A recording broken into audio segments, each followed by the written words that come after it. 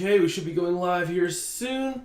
Okay, how's it going, everybody? I am Jason of Jason's Realm here, and today I am here providing you guys live coverage of the Jacksonville Jaguars squaring off against the Los Angeles Chargers. Now, I'm looking forward to this game. I have been looking forward to this all week. This game looks to be a really interesting game as the Chargers have been all right. I mean, they haven't really been anything to write home about, but they've been pretty solid in their own right. They'll play solid games. I mean, if we look back at how they got here, let's take a look at the season so far. If we pull up the Chargers and just see how they got here. I mean, they'll play some decent games. They kept up with the Niners. They were able to keep up against the Chiefs. Then they have games like the Broncos game where they barely beat them. So, like I said, I'm not sold, and I've said this before, I'm not sold on the Chargers, but at the same time, they could put up a good fight any given week. So, I'm looking forward to seeing that. The Jags are really on the upswing right now. They are looking really solid. Let me actually go ahead and start a poll real quick. Who's winning tonight? Let's go ahead and ask that poll. We got the Chargers, Jaguars, not Jaguars, Jaguars. There we go. And there we go. Asking away over in the chat. We do have a live poll. And then let me go ahead and get an invite for the Discord server. Let me just go ahead and delete this one real quick as it seems like everything is going wonderfully so far. Alright, let me go ahead and get the Discord server here set up and server settings. And let's go ahead, actually it's not under server settings, what am I doing? Invite people, expire after never, and generate new link copy. There we go, gonna send a little message out in chat. If you guys would like to join our Discord server. Oh, I'm not even in the chat.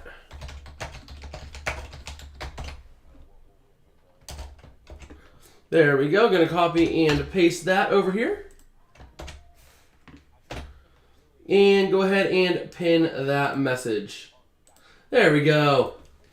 So I'm looking forward to this game. This is one that has really been on my radar all week. I mean, if we take a look at both of these quarterbacks, Trevor Lawrence, Justin Herbert, they're both young quarterbacks who can really sling the ball around. And they have the weapons to do it. My biggest concern for the Chargers is that Brandon Staley might hold them back. Like, I have not really been too thrilled and too high on Staley.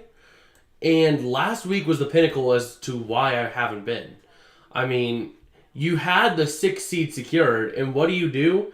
You start your starters after you secure the 5 seed. There's no way you could go to the 4 seed. No way you could go to the 6 seed. You were locked in, and you still start your starters. Why you do that, I don't know, and that is why I have concerns with them. And it did cost them. They have an injury now. Pretty bad injury to, what was it? It was Eckler, I think. So over in the chat, we got Football 12 saying hi. How are you doing tonight, man? Hopefully we got a good game here on our hands. I expect it to be. Trevor Lawrence, his first playoff game. Justin Herbert trying to... Actually, this is Herbert's first playoff game too, isn't it? Justin Herbert... Playoffs. Or playoff. Yeah. Because I think this is his first playoff game too, isn't it? I believe so, because I don't think... Yeah. Number 50 will be his first in the playoffs. So this will be interesting. A battle of both quarterbacks making their playoff debuts. And the Jags, the Jags are more of a balance. Even just looking at the NFL ranks, the Jags are the well more balanced team. I mean, if we look over at the Chargers, they have the 3rd best passing offense, but then they have the 30th best rushing defense. Like, the Jags are 10th best in passing, but also 14th in running. And they do have a nice little 1-2 punch there. Let's go ahead over onto the ESPN side of it. So you can pull up the game there too. We'll have it over in a couple of places, as we do tonight. That is Bucs Steelers. That is not what I want. But earlier today, we did see the Niners just completely decimate the Seahawks. Like, it was not even pretty. Like, it was a close first half, but it just was ugly after the fact. Let's actually go ahead real quick. We're going to go ahead and make a short and a TikTok real quick, as we do, to get the word out that we're streaming. So let's go ahead and do that really quickly. And if you guys do have anything you would like to say, we do have the chat pulled up over here this time. I have things a little bit shifted around as I am in a new little setup tonight. It allows me to actually use Ethernet to allow for a stronger connection, leading to higher quality for you guys, which is my ultimate goal. But if we take a look at the injuries on both sides, the Chargers reporting, 5 players who are out. You have Storm Norton, the offensive tackle, Stone Smart, tight end, Easton Stick, Isaiah Spiller, and JT Woods. The Jags also have 5 players out. They have Monterick Brown, cornerback, defensive end Deshaun Dixon, defensive end Jeremiah Ledbetter, cornerback Gregory Jr., and wide receiver Kendrick Pryor. All those players out for this game and will not see the field. So this game will be an interesting one, to say the least. Can the Chargers defense contain Trevor Lawrence, Travis Etienne, and Christian Kirk? Those are the elite 3 on the Jags, and I just don't know if the Chargers got it. I mean, I'm pulling for the Jags tonight. I want to see them win. I like this team as an underdog disruptor. Like, I think this team could go up against any team, even potentially the Bengals. Any team except for maybe the Bills and Chiefs, and put up a good fight. I think they could put up a really good fight against any team in the AFC apart from the top 2. And even still, one bad game out of either of those top 2 and the Jags could win it. So I do like the Jags as being a nice little disruptor in the playoffs. Do I think it'll happen? Not necessarily, but still, it's fun to fantasize. Let me have my fantasies. Meanwhile, the Chargers, I mean, they're all right. Would I bet money on them? Not necessarily, because they seem to be too inconsistent of a team for my liking to make a push. If the Chargers win this week, they're going to be the 5 seed, and then they're going to have to square up. More than likely, they're going to be squaring up against the Chiefs. They're not going to beat the Chiefs. That's just the blunt reality. But let's go ahead and make a quick little TikTok. So here we go. Hey guys, I am live over on the YouTube channel. Nope, that's not what I want to do. Sometimes we do this, and that's what it takes. If you're looking to watch the Jags take on the Chargers, well, I'm providing live play-by-play and coverage over on my YouTube channel. Link in the bio. Hope to see you there. There we go. You know we gotta do that. Get the word out so that people know what we're doing and know that we be live. So let me go here real quick and just say, let's go here. As we are getting ready for this game, the game does kick off in about 15 minutes, so we are looking forward to seeing this. Right now, just looking at these teams, the Chargers, wildly inconsistent. The Jags, pretty solid. Join us in watching the Jags take on the Chargers. Hashtag NFL football, hashtag NFL TikTok, hashtag wildcard, hashtag wildcard weekend, hashtag NFL playoffs. There we go. We are doing our thing over here. Hashtag Los Angeles Chargers.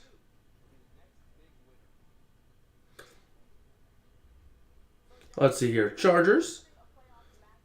Hashtag Chargers. Let's go here real quick. Chargers football, hashtag Jacksonville. Let's go ahead and get this going. If you guys do have anything you would like to say and talk about the wildcard round, talk about the upcoming free agent cycle, or talk about the upcoming coaching cycle, feel free. I do watch the chat over there if you would like to talk about that. I am down to talk anything football. We also have a poll over there in the chat. And if you would like to join our Discord server, we do have a link over there too. Let me just get this set up here. Jacksonville Jaguars. Okay, hashtag Chargers versus... Do we have Chargers versus Jags? Chargers versus Jaguars. There we go. And da-ba-da-boom, and da-ba-boom. There we go. So let's just see here. Let's take a look at these teams. So the Chargers sitting at 10-7, the Jaguars sitting 9-8, but the Jaguars are the hotter team. Let's take a look over here. That's not what I wanted to do. That is not what I wanted to do at all.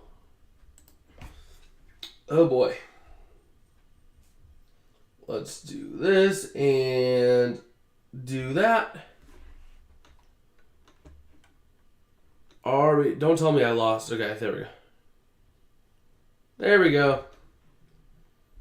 Opening up things here, setting up situation here. We got James Pickett saying, do you think Lawrence will have a good game today? I think he will. I mean, I just have that feeling. The Jaguars are such a balanced team. The Chargers defense is not the greatest. I think that right now, Trevor Lawrence is primed for a good game, especially with the weapons he's got. He's got enough weapons to be able to make some noise. And I think that realistically, he's going to have a better game than Herbert. Is he going to have a great game? I don't know. It all depends on how the playoff nerves get to him, given the fact that this is his first playoff game. But on the opposite side, you got Justin Herbert in the same thing over there. This is his first playoff game too. So the question is, who are the nerves going to get to more? And I think it's going to be Herbert. The Chargers pretty much live through Justin Herbert. And if Herbert has a bad game, the Chargers are screwed. They're dead. So you're putting that much pressure on Justin Herbert in his first playoff game. Meanwhile, Trevor Lawrence, he doesn't have to do everything. The Jags defense, it's not the greatest. In fact, statistically, it's worse than the Chargers, but it can do something. It's been looking better recently. And meanwhile, you have the Jags, I mean, they have other weapons. They actually have a run game. If we take a look here, according to statistics, the Chargers' run game is 30th, and their pass game is 3rd. The Jaguars' pass game is 10th, but their run game is 14th. So they have a balanced attack. They could hit you through the air. They could hit you on the ground. They don't have to hit you through the arm of Lawrence. Meanwhile, the Chargers, if Herbert can't throw today, they're screwed. If he has a bad game, they're toast.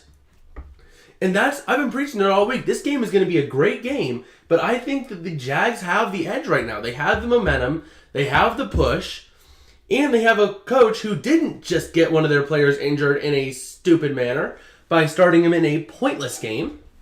Brandon Staley. I mean, I think that this could be his last game coaching for the Chargers. If we're being real and honest about it, I truly think it is. So, let me actually take a look here, see if the thing is in my camera roll. Trying to get things going. And let's just wait here. The kickoff is going to be coming up here in about 10 minutes or so. So we're just providing some pregame coverage for you guys. Let me take a little drink here. Earlier today, we did get to watch a good game get completely into a blowout with the Seahawks and the Niners. Would have streamed that, but unfortunately, dinner's a thing. We wanted to get dinner, and it was either that game or this game, and I thought this game would just be the better game overall because, well, it's going to be the better game.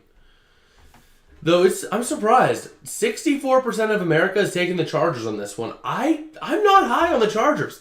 I have not been high on them this whole season. Go back. If we look back at some of my power rankings earlier on in the year, the Chargers didn't even eclipse the top 10 for a while. They are not a great team, if you ask me. I mean, they have their moments. Every team has their moments. But the Chargers have not been the team to convince me and say, we're the real deal, we're going to dominate. And that is where I see the issues come for them. They don't take the game and just dominate. They play it close. Once again, if we look back at the Chargers season, let's take a look here. So how close were these games? I mean, you had a 5-point win over the Raiders, a 3-point loss to the Chiefs. They blew out the Chargers. The Chargers got blown out by the Jags. I mean, they don't play close football. No, they play close football too often.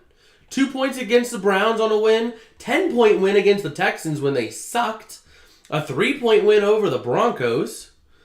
Falling to the Seahawks. Only beating the Falcons by 3. Like, they beating the Cardinals by 1 late in the season. I'm not convinced by this Chargers team. Sue me, but I'm just not convinced. And even if we look at the analysts here, we have America taking the Chargers.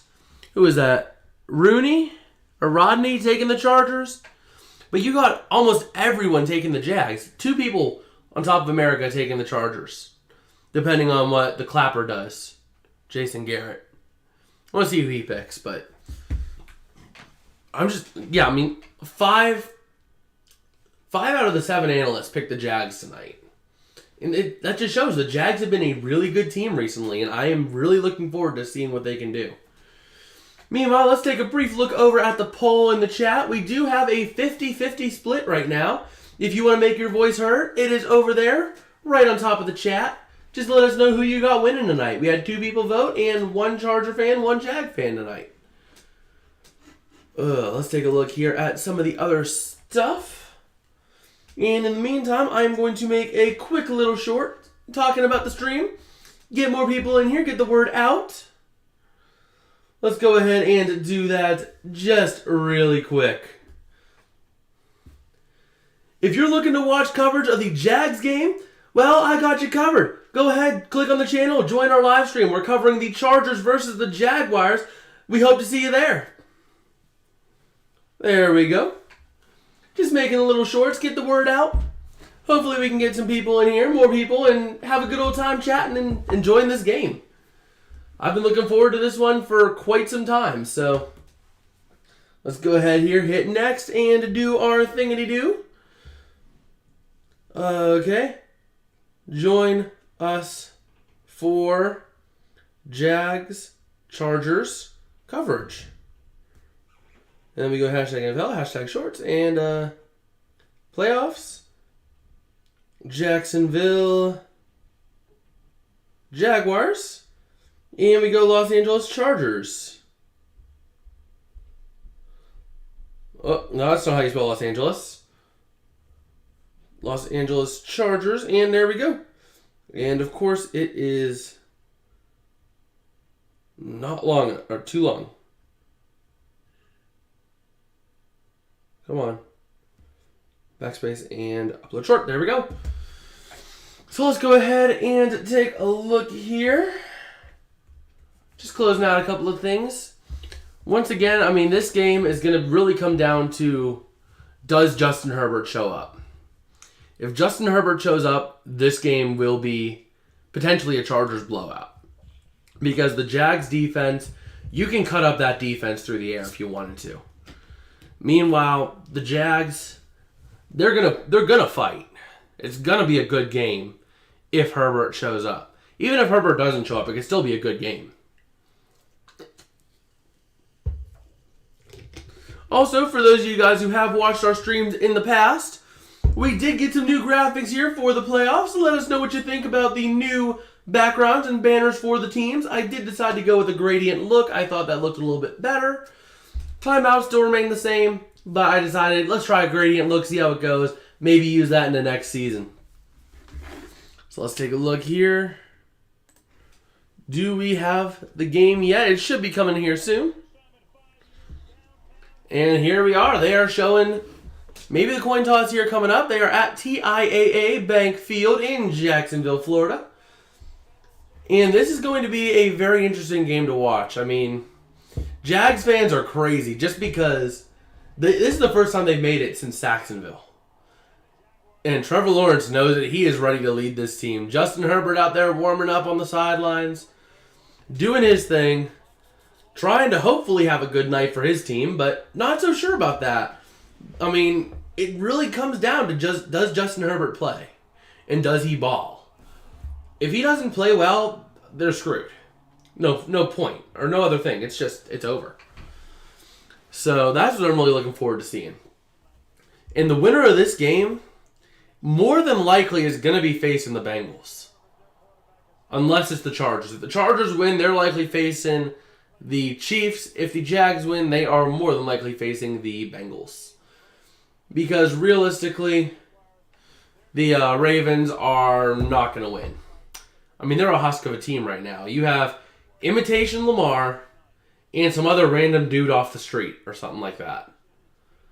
So that's, I mean, if the Chargers win, they're going to get blown out next week. If the Jags win, they have a chance to make another run to the AFC Championship game. Because I truly think that this Jags team could beat the Bengals, or at least go toe-to-toe with them, and not get just obliterated. So, that's what I'm really looking forward to seeing most in this game. And also, we are going to see a quarterback get their first playoff win tonight. So, no matter what happens, if Justin Herbert wins or if Trevor Lawrence wins, this is both of their first times in the playoffs. And even looking here at the matchup predictor, according to ESPN Analytics, the Chargers do have a significant edge. 61.6% odds of victory. And I mean, just looking at here, the Chargers, I think, are 2-point favorites, but it's only 2-point favorites. That's an easy cover. That's an easy cover for the Jags, and they could actually just run away with the game here. I mean, if we look at the last 5, you would say that both of these teams are looking pretty hot. But, like I said before, and I'll say it again, I'm not convinced by this Chargers team. I mean, they had a close win against the Titans. They beat the Dolphins I think it was without Tua, if I'm not mistaken. They crushed the injury-ridden Rams with Baker Mayfield, and they beat the Colts. And then they lose to the Denver Broncos. Like, what? That's why I'm not convinced in this team. They do not play consistent football. Meanwhile, the Jags winning their last 5, including beating the Cowboys in overtime, whooping the Jets, whooping the Texans, and beating the Titans twice in that stretch by a combined 18 points. So, that's just why I'm looking forward to seeing this here. Let us take a look here and reload something here and see what we do here. Alright. Well, I'm looking forward to this game here. We have approximately 5 minutes to kick off, so we should be seeing some stuff soon. I am going to go ahead and take a look at the Twitter because, gotta see what's going on around the league after the just demolition that happened in San Francisco. Let's take a look here. So the XFL had their first day of practice. Oh yeah, I forgot that happened. Yeah, I'm looking forward to covering that league. The XFL is going to be fun to watch. Let's see. The Seahawks eliminated because they couldn't go toe-to-toe with the 49ers. Ugh. Let me see. Are we back yet? We should be here soon. Just looking forward to watching this game here. The Jags at home against the Chargers. Wildcard round. Winner does advance to the divisional round. For the Chargers, their likely next opponent would be the Chiefs. For the Jags, their likely next opponent would be the Bengals. So, if the Jags win, I realistically and truly think they have a chance to make a run to the AFC Championship. And at that point, any given team on any given day, we could see a Jags Super Bowl appearance. I mean, is it likely? No. But it's possible. I mean, I could very well see this team making a push. If they hit the right team at the right time. If they face the Chiefs on a bad day in the AFC Championship, if they make it that far, I mean, they could win. So, I mean, either way, I think they make the divisional round and make a push to the conference championship if they win. So, I'm looking forward to seeing what Trevor Lawrence can do on a bigger stage, though. Like, this man was dominant in college, had his first year ruined by Urban Meyer, and then he comes back the very next season with Doug Peterson and wins the division.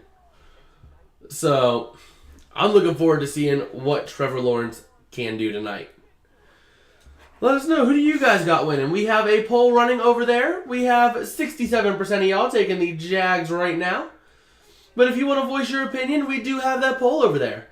And we also have a Discord server if you would like to join and hang out, talk football, and get some early information on some of our upcoming videos. All that information will be there, including some of the latest NFL news. We try to keep on top of that and all that fun stuff. We also will have a spreadsheet coming out, which will have all of the free agency news on it as it comes live. Who signs with where, who's going where, all that fun stuff. Well, we should be ready for kickoff here. They are bringing us down to the field. So, let's see what they can do. You got fans in Duval going crazy as this is the first time they've been here in about 5 years. Whenever they absolutely pummeled the Steelers in the wild card round. I remember that day.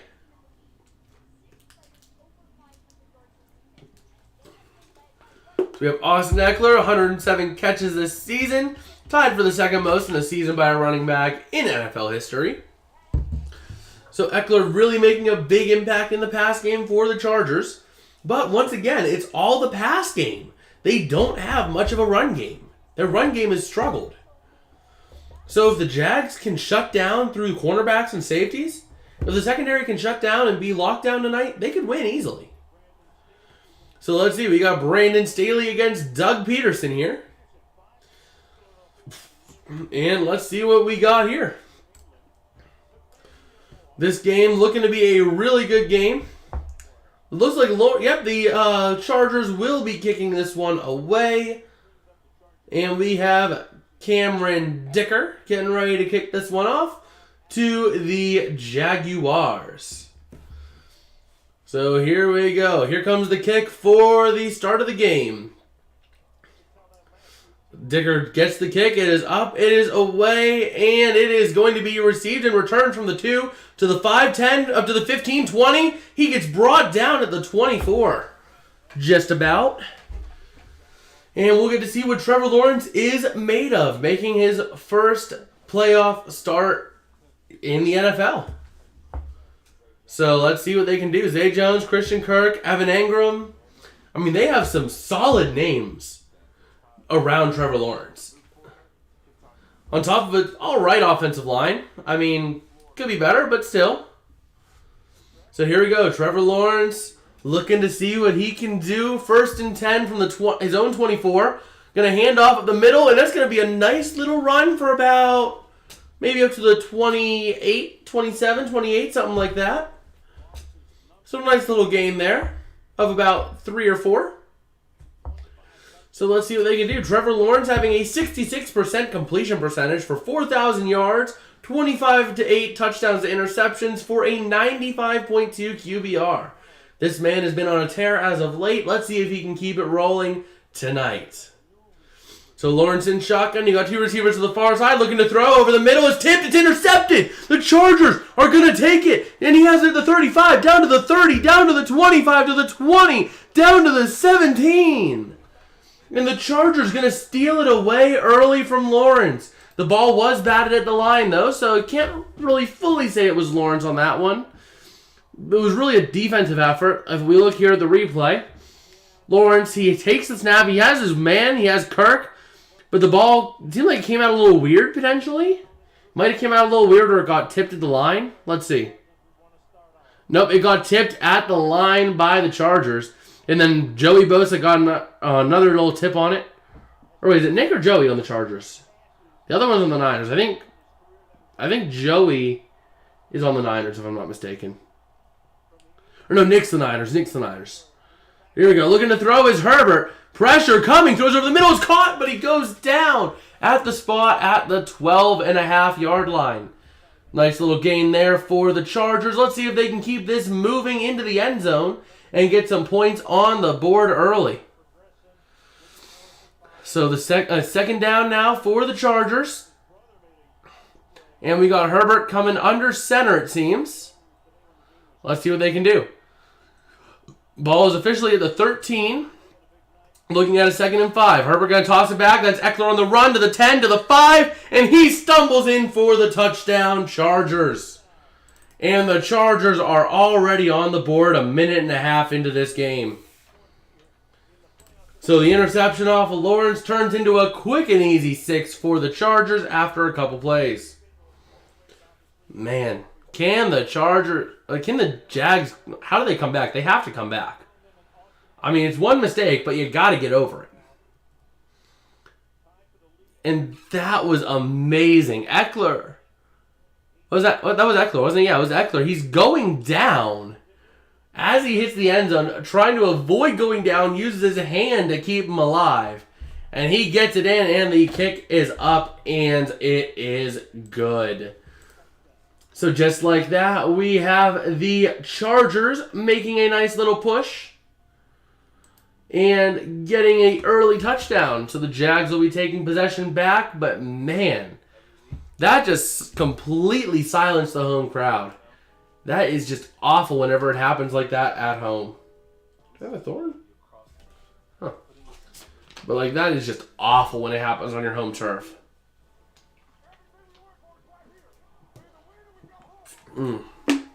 Man. Well, let's see what the Chargers defense will do. Can they keep this tear going and get themselves maybe another turnover? Not sure if they can, but man, that was rough. Yes, we are going with the nice little slick back hat tonight. But man, I mean, the Jags, it wasn't a bad play either. I mean, it was a well-designed play, but it just got batted at the line, which allowed it to float in the air a little much for the defender to get underneath it. So let's see if they can keep things alive, if they can get back on it and maybe get something easy going here. Nice long drive would be pretty good to get confidence back in Trevor Lawrence. All right, let's go ahead and take a look at a couple of things here, as we should be coming back to the game here shortly. All right.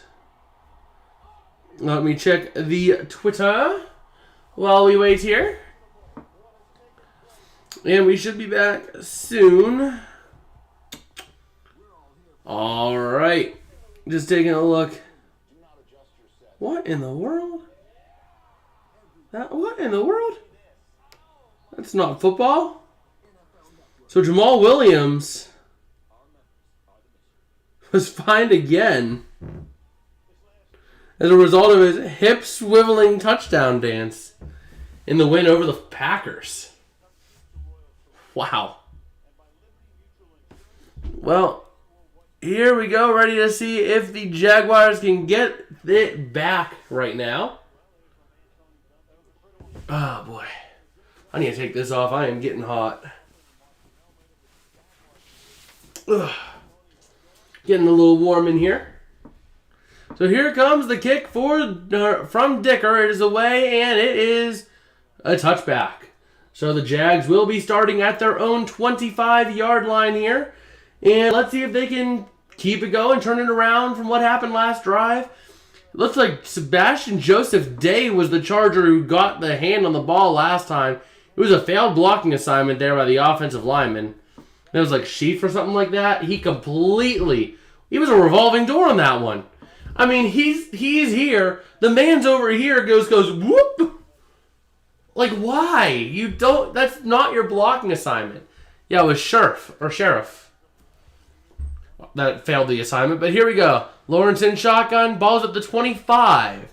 Play clock winding down, takes a snap, looking to throw. Has lots of time, throws to the corner. It's going to be a great catch at the 40 by number 17. Who was that on the catch? Let me go ahead and pull this up on the ESPN app so I have names for y'all. And that was Evan Engram on the grab there. Wow. That was a great grab by Engram. A pass a little over far lead, but placed in a spot that no one else could have got that. Except maybe the back corner if Engram missed, but still. Lawrence now going to hand off ETN, running up the middle, and not much having. From the 41 to the 44. Excuse me. Gain of 3. Wow. So we got Sebastian Joseph Day, former Ram, by the way, on the Chargers. He really had to move far on that move.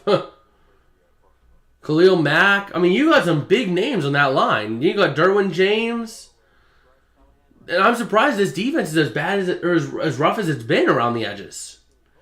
But here we go. Lawrence going to throw to the near side. That's caught by Ingram. Ingram up to the 50, down to the 48 of the Chargers. And that is another first down Jags. Let's go. I want to see the Jags win this. Come on, Dougie boy.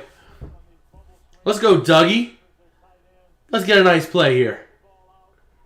Also, if you guys do have anything you would like to say and talk about, whether it be from earlier today, maybe the free agency class, maybe even the coaching cycle, let me know. We will be having a little bit of a chat over in the chat. So here we go. Lawrence in shotgun, looking at a tight set, looking to throw, has time. Pressure starting to come, though. Lawrence going to throw to the far side. It is incomplete, intended for Kirk. Led a little bit far, but still possibly catchable. But Lawrence was getting pressure, and it was a great thing to throw it further, overlead him, allow no one to catch it, and not take the sack. So it was a good call on his part. So let's see what he can do now. Right now, we got Brandon Staley, first postseason appearance in a Charger sideline. He did make an appearance with the Rams before he left to go to the other team across the way. But Lawrence going to take the snap, going to hand off. ETN running out to the near side, down to the 45, down to the 40, down to the 31. And that's going to be a first down Jags. Let's keep it moving. Or no, it was the 36, my bad. Not the 31. But still, nice little gain. Still a nice first down for the Jaguars. And he kind of got away with a hold on Joey Bosa. Ingram did. Ingram, a little bit of a hold on the shoulder pad of Joey. But no flag called. So that was kind of a getaway. So let's see what the Jags can do here. You got Lawrence under center. ETN the lone back, well behind in the backfield. And Lawrence going to look to throw. Pressure coming off the edge. He's going to throw it over the middle. It is incomplete. That was Zay Jones, I believe, was the intended target. And no have there. No having. So that was an incomplete pass, but there was a lot of pressure coming off that edge. And that was an Evan Ingram failed assignment. He completely failed the assignment on blocking Khalil Mack. Mack just went through him like a revolving door. Man. But Khalil Mack selected to his 7th Pro Bowl this season. Doing his thing, and here we are with the Jags looking now at a 2nd and 10 at the Charger 36. You are in field goal range at this point too, so you don't want to lose yardage. Lawrence looking to throw. Pressure starting to come. He's going to climb the pocket. Throws over the middle. And it is incomplete. That was Christian Kirk. Incomplete. Almost looked like it could have been intercepted for a hot second there. Thankfully it wasn't. But once again, Khalil Mack looking pretty solid. But did take a couple of headshots on that play where he almost had Lawrence. So hopefully he's going to be all right. They do have him on the sideline. And you got Joey Bosa in right now. Yep, Khalil Mack is back on the field. So here we go. Looking now at a 3rd and 10. Ball's at the 36. Must convert here. Lawrence going to look to throw. He has time. Throws over the middle. It's going to be caught. That is Zay Jones, but he is not going to have the first down. He gets to about the 33-yard line. Just about. Which is going to make it a shorter field goal. It's only going to be a 51-yarder. Yeah, you're not keeping Lawrence out there, are you? Doug Peterson, my dude. You are going for it. I don't know why you're not taking the points, but I like it. I like this. If I was an NFL head coach, I would be very aggressive. For the record. So I like this call. 4th and 7, you're driving it, just punish them. And Lawrence now looking to throw, has time, throws over the middle, and it's intercepted to the 30, to the 35, and he is down at about the 37, 38. Oh my God. Well, that was about the worst thing that could have happened. That was about the worst thing that could have happened on that play. So, at least it wasn't points immediately. But that was about the worst thing that could have happened. Was an interception. Man, I mean, I did like that call. Not sure if I would have gone for it that close, but I could see the reasoning. I'm not sure if I would have gone for it, that far out, but I can kind of see it. I mean, you want to get ahead early, You don't want to just settle for 3 all the time.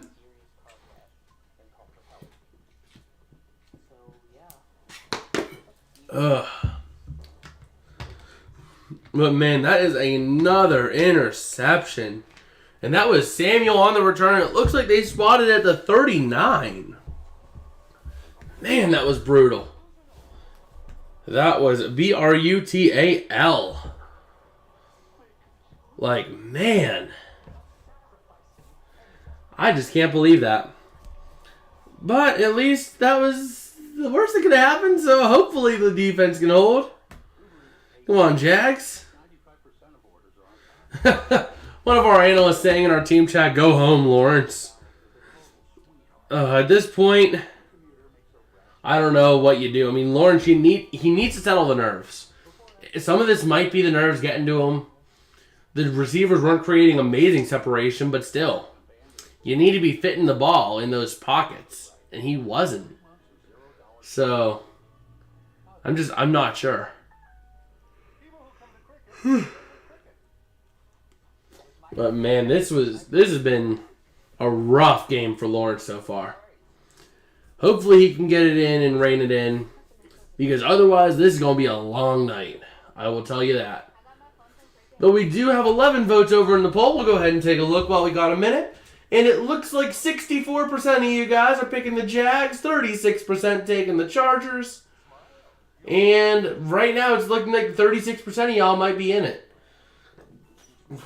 Man, this has been brutal for the Jags, though. Like, Lawrence comes out and in his playoff debut throws 2 picks. So, hopefully the defense will be able to get the nice little stop, but not sure if they'll be able to. Because that defense isn't known for being particularly great. So we'll have to see what they can do. If anything. But man. Let's see what the Chargers can do here. And Peterson was complaining to the ref. What was he complaining over? Your dude threw an interception. Why are you complaining? But the Chargers now going to have the ball at the 39, looking to throw his Herbert to the corner. It's going to be caught. And it was at the 42. Nice little 3-yard gain for the Chargers.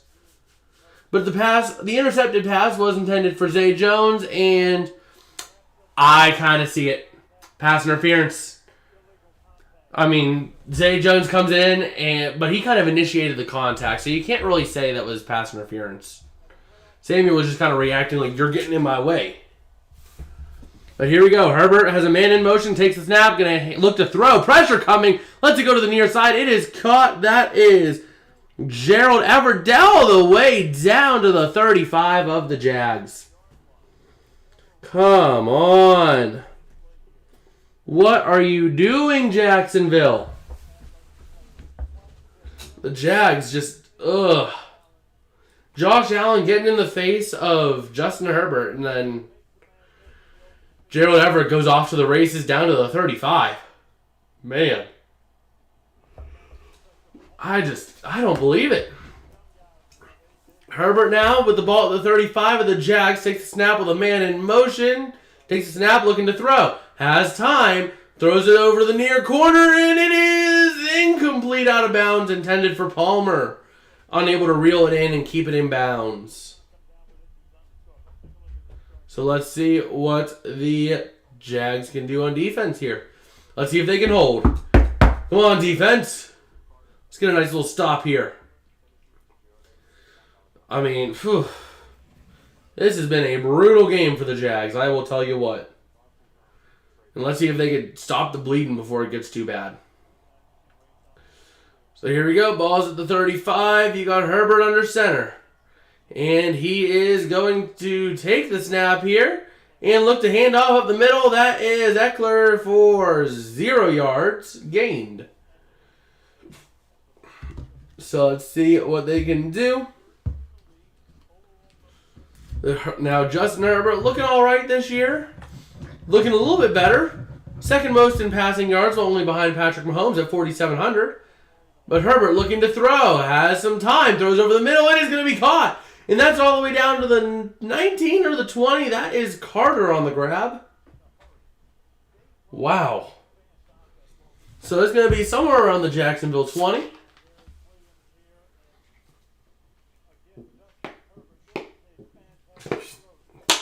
Man. Carter making the grab. Nice little run there. The Jags secondary is just non-existent tonight. Like, what are you doing? Here we go. Balls at the 21. Herbert under center. That is another back in the game. Going to hand off at the middle to the far side. Down to about the 16-yard line. And that was Kelly on the run. But, man, that is just not what you want to see. That is just not at all what you want to be seeing. So here we go. Ready to see what we got out of the Jags defense. Ball is at the 16. Herbert in shotgun. He's going to take the snap and look to throw. Has some time, but pressure coming around the backside. Throw incomplete. Intended for Palmer. Almost intercepted by the Jags. Man. That is not what you want to see. But we got Joe Lombardi, the Chargers offensive coordinator. Seeing what he can do. He does not like the run game, apparently, given how garbage that game has been. But he does love the pass.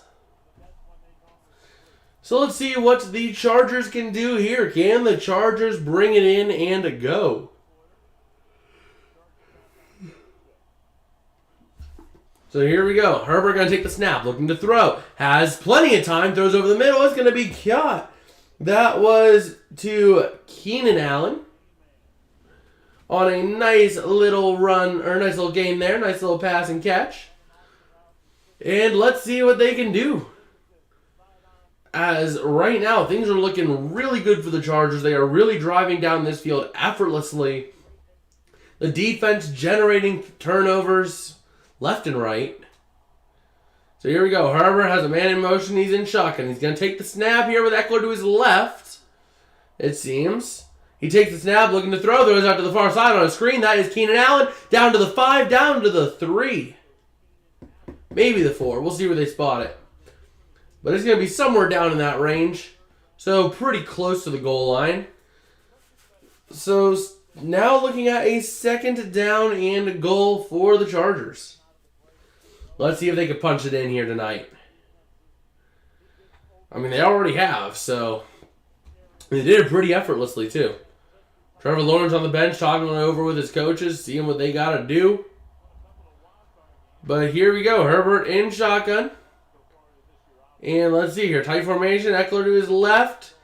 He's going to take the snap here in shotgun. He's looking to throw over the middle. And it is bounced off of a lineman. Can't tell who it was. But bounced off the head of one of the linemen. And it is incomplete. So let's see what the Chargers can do here. Looking at third and a goal. And let's see if they can get it. So it bounced off of a Jaguars offense or defensive lineman, which caused it to go skittering away. Williams, the nearest corner for the Jags, but unable to do anything. But here we go. Third and goal for the Chargers. Eckler to his right. Allen in motion, looking to throw. Pressure coming, throws over the middle, incomplete. And the Jacksonville Jaguars are going to make a stand. Will the Chargers go for it, though? No, they are not. They are going to send on Dicker and the field goal unit. Oh, boy. Let's see if the Chargers can make it a two-possession game here. I mean, they're playing good football, so can't really spike them for it. Dicker, highest percentage by a rookie in NFL history at 95%. This man is on a tear. Come on, Jags.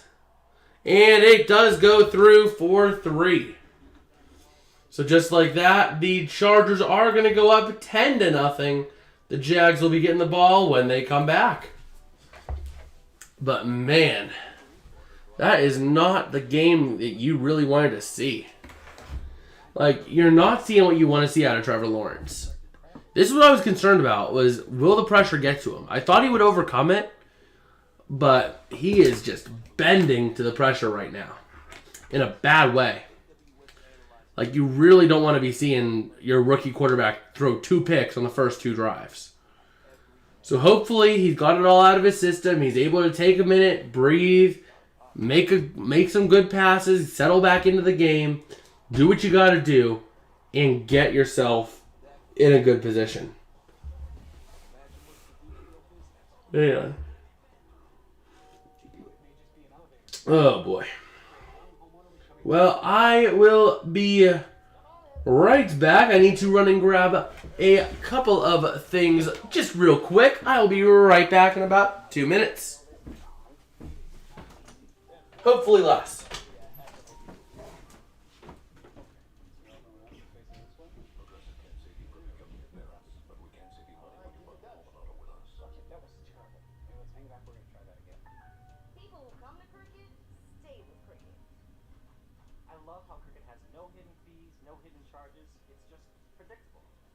I can stay in touch with my grandson as much as I want, but I'll be concerned that my bills go up.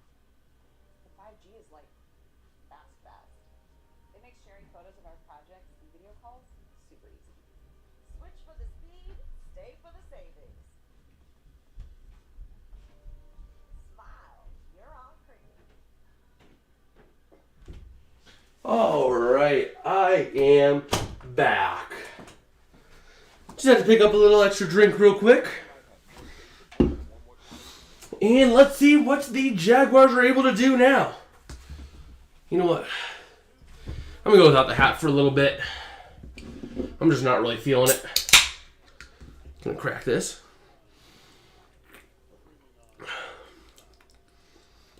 Yeah, still good. All right. Well, let's see here. The Jaguars are getting ready to get the ball back. And the kick is up. And it is going to be brought in for a touchback. So Jacksonville offense will be back on the field. And man, Lawrence and Herbert are 2 damn near similar quarterbacks. 1 year age difference, same height, 20-pound weight difference. I mean, both of them over 4,000 passing yards this year. And this is the first playoff game with each quarterback under 25 years old and with 4,000 plus passing yards this year. So, here we go.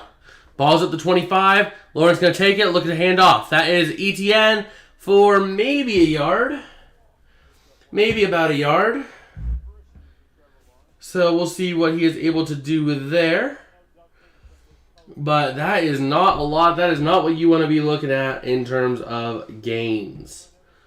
So let's see if they can turn things around here. Let's see if Lawrence can throw a couple of good passes, get settled back in, and just have things roll. Hopefully have things click a little bit better. So here we go. Lawrence now. That was a gain of 1. He's in shotgun. 3 for 8 with 2 interceptions. Not what you want to see. Lawrence looking to throw. Pressure starting to come. Throws over the middle. It's going to be dropped. Intended for Zay Jones, and it got smacked out of him. Because of course it did. Of course it did. Come on, Jags. You know how to play football. Just play football.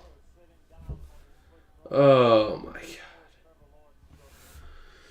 Well, let's see if they can do something here. So we have the Chargers defense trying to get something going, see if they can get another turnover. And we have Lawrence in shotgun. Going to take the snap, looking to throw. Has time, but pressure coming by Mack. He's going to throw it away short, but intended for ETN, incomplete.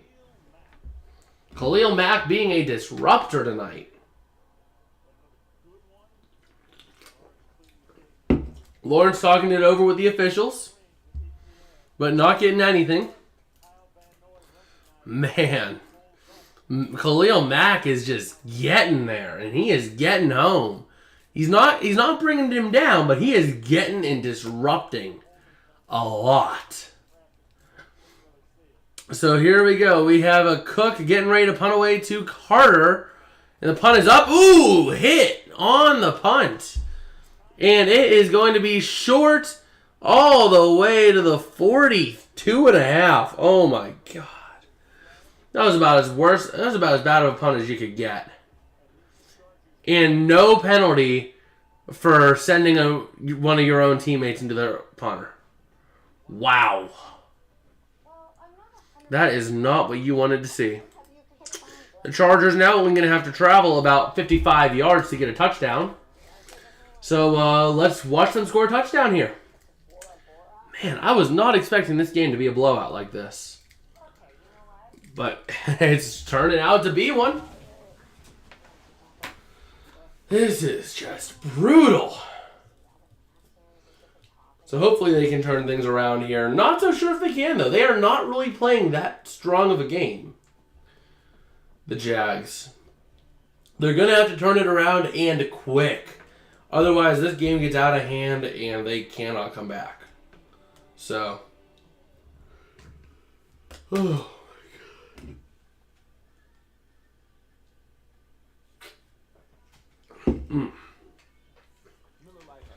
This is just not the game I was expecting to see. I was expecting to see a close contested, sparks flying, like 33-35 final score or something like that.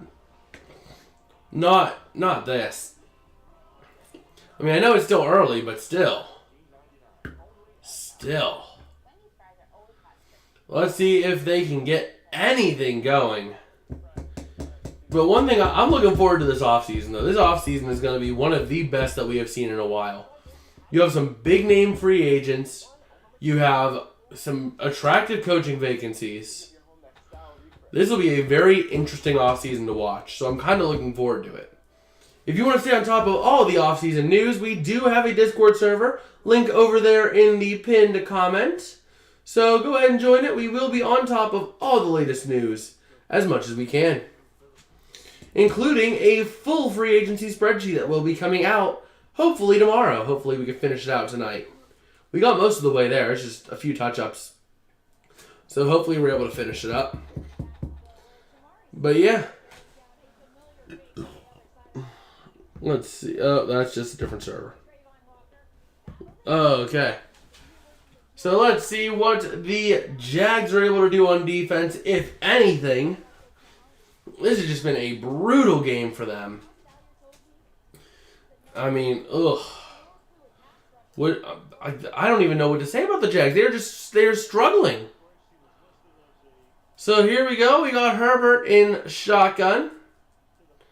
And let's see what he does. He is going to have a man in motion. Takes a snap, looking to run up the middle, and it is going to be a loss of a yard. Jags defense able to get there and get home. Nice little 1 yard loss by Kelly. So that is going to bring it back from the 42 to the 41. Robertson Harris was the one on the play to make the stop for the Jaguars.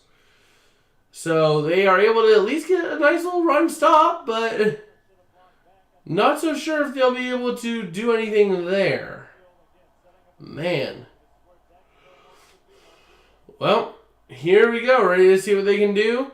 Ball's at the 41. 2nd and 11. Herbert looking to throw. Has plenty of time. Throws over the middle. It's going to be caught up to the 47 with Gerald Everett.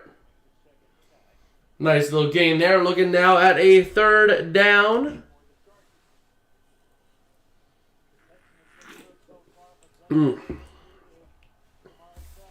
So a nice little pass there for them. And let's see what they can do. Oh, boy. Come on, Chargers. Start sucking. Let's see the Jags do it. Here we are, 3rd and 5. Ball's at the 47. Herbert looking to throw. Has time. It's tipped in. Incomplete. Intended for Carter over the middle, but incomplete after the tipped pass. So just like that, the Chargers trying to get things rolling and are going to be stopped. Now looking at a 4th down. Can the Jags start to turn things around here? Is this the turning point? You force your opponent to punt. Is this the turning point? So here we go. We have Scott, the punter. And he is looking to send this one off to the Jaguars. And he is going to punt it away. And it is going to be a pretty solid punt. And it's going to take a nice Jaguar bounce from the 9 up to the 13. So the Jaguars will be taking over at their own 13-yard line. So let's see if they can keep things moving here with the football. Now remember, if the Jaguars do win this, they likely have a date with Cincinnati next week, whereas the Chargers would likely have a date with the Chiefs. So whoever wins, we pretty much have a good idea as to who their opponent is going to be, barring any major upsets, of course. Because, yeah, those can happen. But, man. So the Jags will be taking over here, but if we take a look at some of the stat lines so far, Trevor Lawrence, my dude, 3 for 10, 26 yards, and 2 interceptions. Like, that is just not what you want to see out of your rookie quarterback. At all. And at that point, I have concerns. I mean, is this just a growth game for Trevor? Or is this going to turn into a situation where he's great in the regular season, but he can't get it done? So, do I think it's going to happen that way? Not necessarily, but that concern would be a real thing if the Jags don't put up anything this game. So, I mean, like, I was high on Lawrence. I was high on him for this game.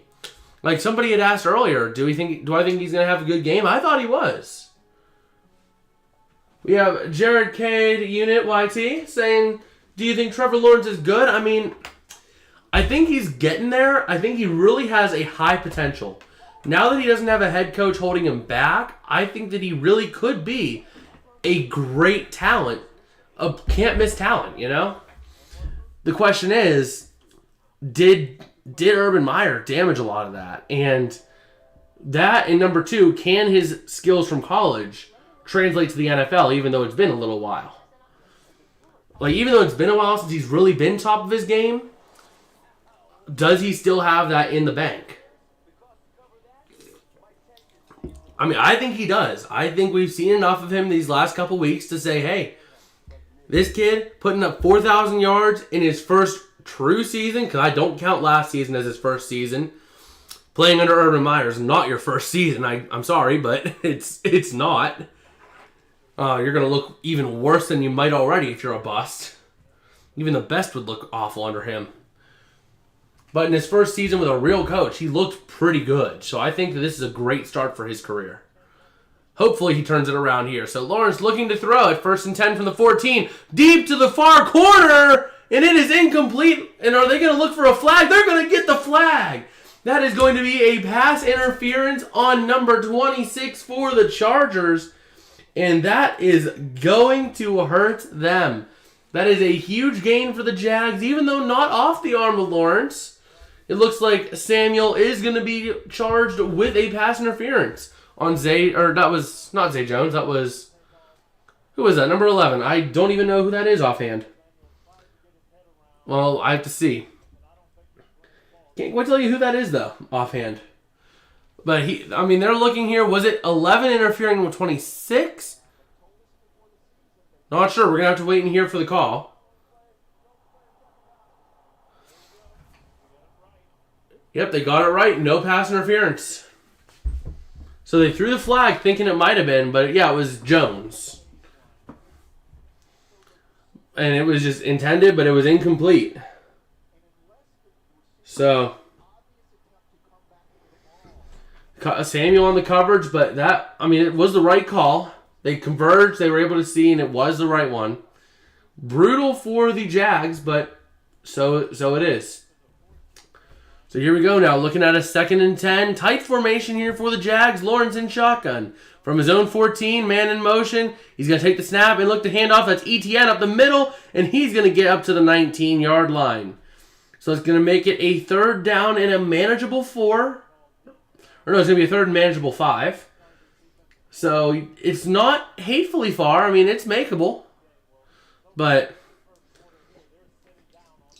Lawrence has just been, it has been a brutal night for him. Everyone's reading him off amazingly, and it is just rough. So let's see what they can do. Ronaldo Hill doing a great job as the Chargers defensive coordinator right now. But here we go. Tight formation once again. Between the numbers, Lawrence going to take the snap here in shotgun, looking to throw on 3rd and 5. Has time. Pressure coming. Throws over the middle. It's intercepted again. Down at the 16.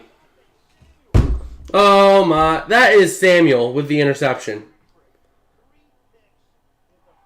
Wow. That is brutal. And it's still 2 minutes left in the first quarter. That's the scary part. Is this man's going to have to likely going to have to come back in this first quarter after throwing 3 picks in it. Oh my God. It was intended for Ingram. A little bit behind him, and Samuel comes up with the interception. Oh boy. That is brutal. And that's at least the second pick by Samuel. Let me see here.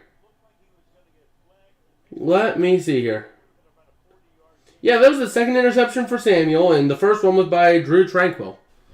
But looking to run now with Eckler down to the 15, down to the 10, down to about the 7 or 8.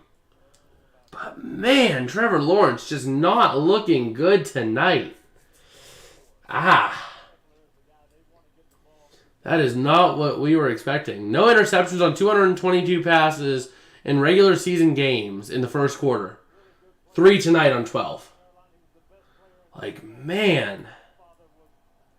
Lawrence, what is into you tonight? But here we go. Herbert going to hand off once again. That is Eckler up the middle, and he's going to push through, power through for a first down at about the 6.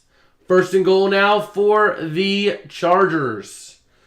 Let's see if they can punch it in or if the Jags defense will put up another stand. They did put up a good stand last time the Chargers were this deep, so. But the thing is, I am concerned about this unit because the Jags defense is going to get gassed pretty quick if Lawrence throws an interception every drive. I mean, the Jags have had the ball 3 times, and 3 times Trevor Lawrence has been picked off. So, here we go. Herbert in under center with 2 receivers out, kicked out to the near side, looking to run up the middle. That is Eckler. A lot of open room. He's got the touchdown. He had plenty of room. Man, what is happening tonight? This was supposed to be a good game. Everyone was saying, oh, it's going to be a good game, or oh, the Jags are going to blow out the Chargers. It's the other way around. What in the world?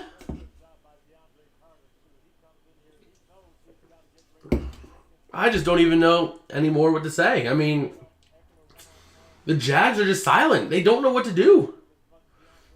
Like, they are getting blown out completely. Completely and wholly. So here comes the kick for the PAT. Dicker gets the kick. It is up and good. So we're looking at 17-0 in just this first quarter alone. And Trevor Lawrence going to have to set foot back on this field after throwing 3 picks in 1 quarter. Oh my God, this is brutal. What is happening to the Jaguars and Trevor Lawrence specifically? I mean, 222 first quarter passes in the regular season.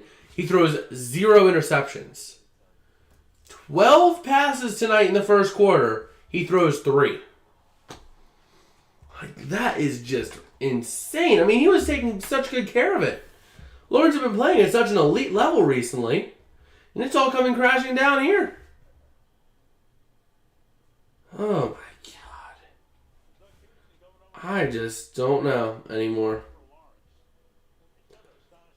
Well, here we go. Let's see what the Jaguars can do now. Can they turn it around? I mean, oh no, sorry, they haven't turned it over on every drive. They had 1 punt, but 3 interceptions.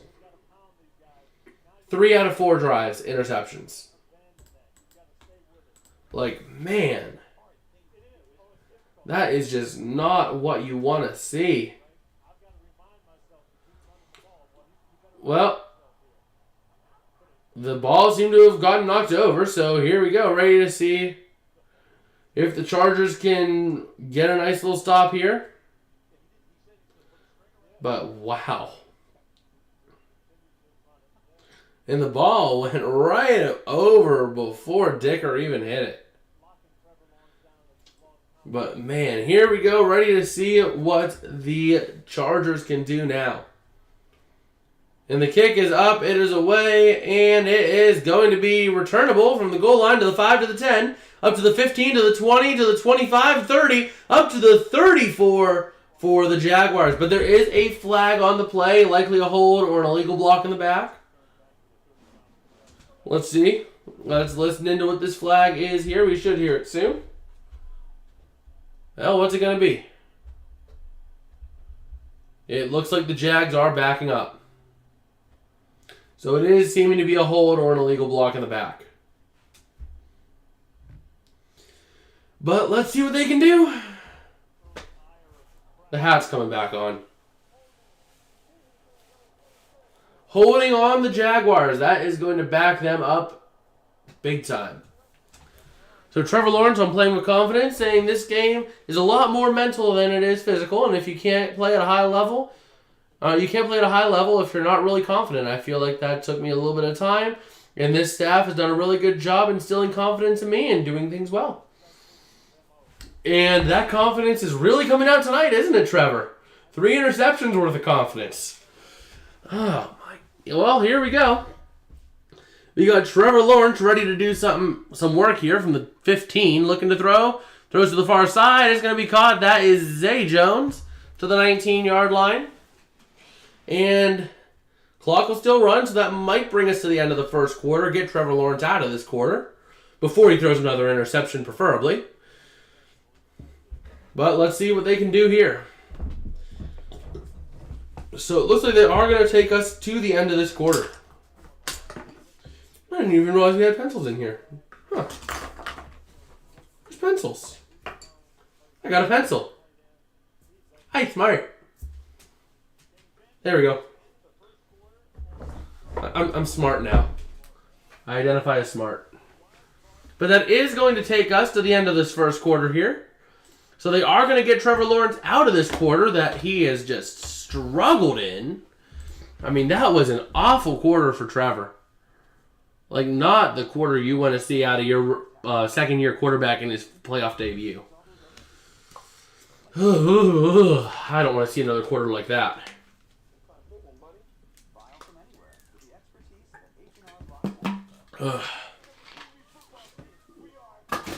Well, we're ready to see what Trevor Lawrence has in the tank here in the second quarter. Hopefully not another 3 interceptions. That'll be kind of bad. You can't get any worse than 6 interceptions and a half. Ugh.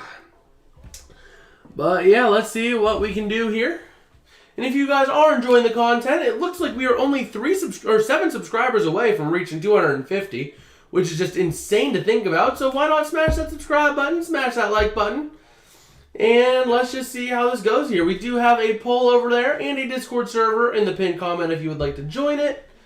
But it looks like the Jaguars are leading this poll right now after 19 votes, 53% to 47%. If you want to make your voice heard, go ahead and vote in the poll over there. Also, if you do want to talk anything from the wildcard round to future matchups to Super Bowl predictions to anything, whether it be like the free agents class, coaching carousel, quarterback carousel, let me know. I'm willing to talk anything football tonight. Anything to get our minds off of Trevor Lawrence's 3 interceptions. Ugh. This has just not been the game that you want to see. Not at all. Oh, I need to put this back. There we go. But yeah, we are ready here to see what we can do and what the Jags are able to do, if anything. Hopefully they can get something rolling here. I mean, they did get out of that quarter, so not quite sure what we can expect to see, but looking at things here, they are looking like we could be seeing things turn for the Jaguars.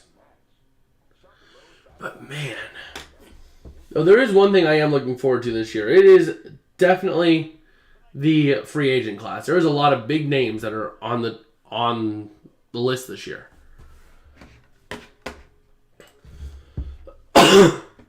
But here we are at TIAA Bank Field. You got an actual pool in there. People swimming and watching the game. That dude got some nice little swim trunks there. But here we go. Jags have the ball at the 19. Lawrence going to hand off. That is Etienne breaking through to the near side up to the 22 is where he's going to be brought down for a 3rd down and 3. So just like that, we are looking at the Jags having a manageable 3rd down. Shoot me. Let me go ahead here and do a little bit of stuff here. Okay, we'll go Z to A. All right, here we go. Ready to see that Lawrence in company. Ball is at the 22-yard line. Lawrence looking to throw. Pressure starting to build. He's going to try to get it off, but he is going to get dropped at the 16 it was. That seems to have been number 9. That was Murray on the sack. But yeah, a big sack there for the Chargers defense. And just like that, the Jaguars are going to have to punt it away. It's not an interception at least. That's progress, right? But it's not helping the blowout that's building here. Man. And this is the game I was looking forward to.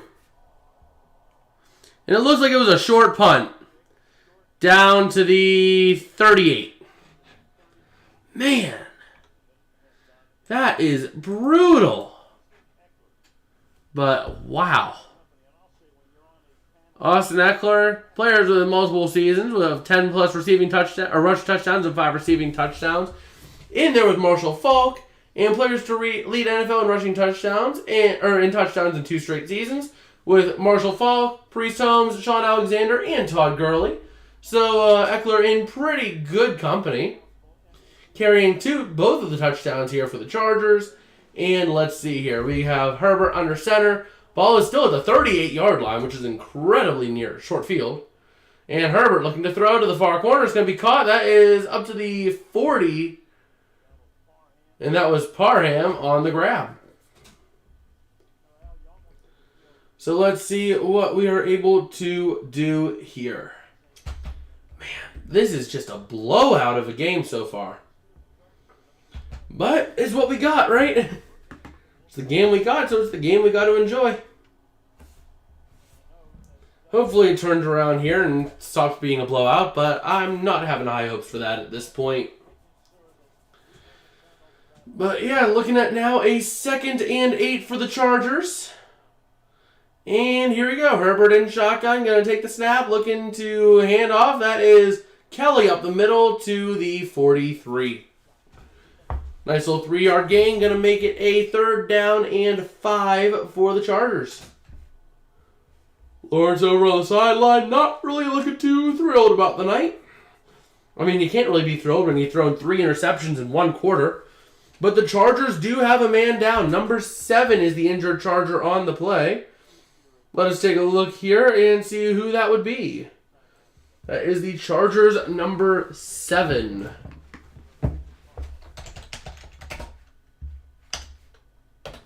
And that was Gerald Everett. That is a pretty rough loss for them. Everett going down with what looks to be a ankle, maybe? Maybe a right ankle injury. He kind of went down awkwardly on that right ankle.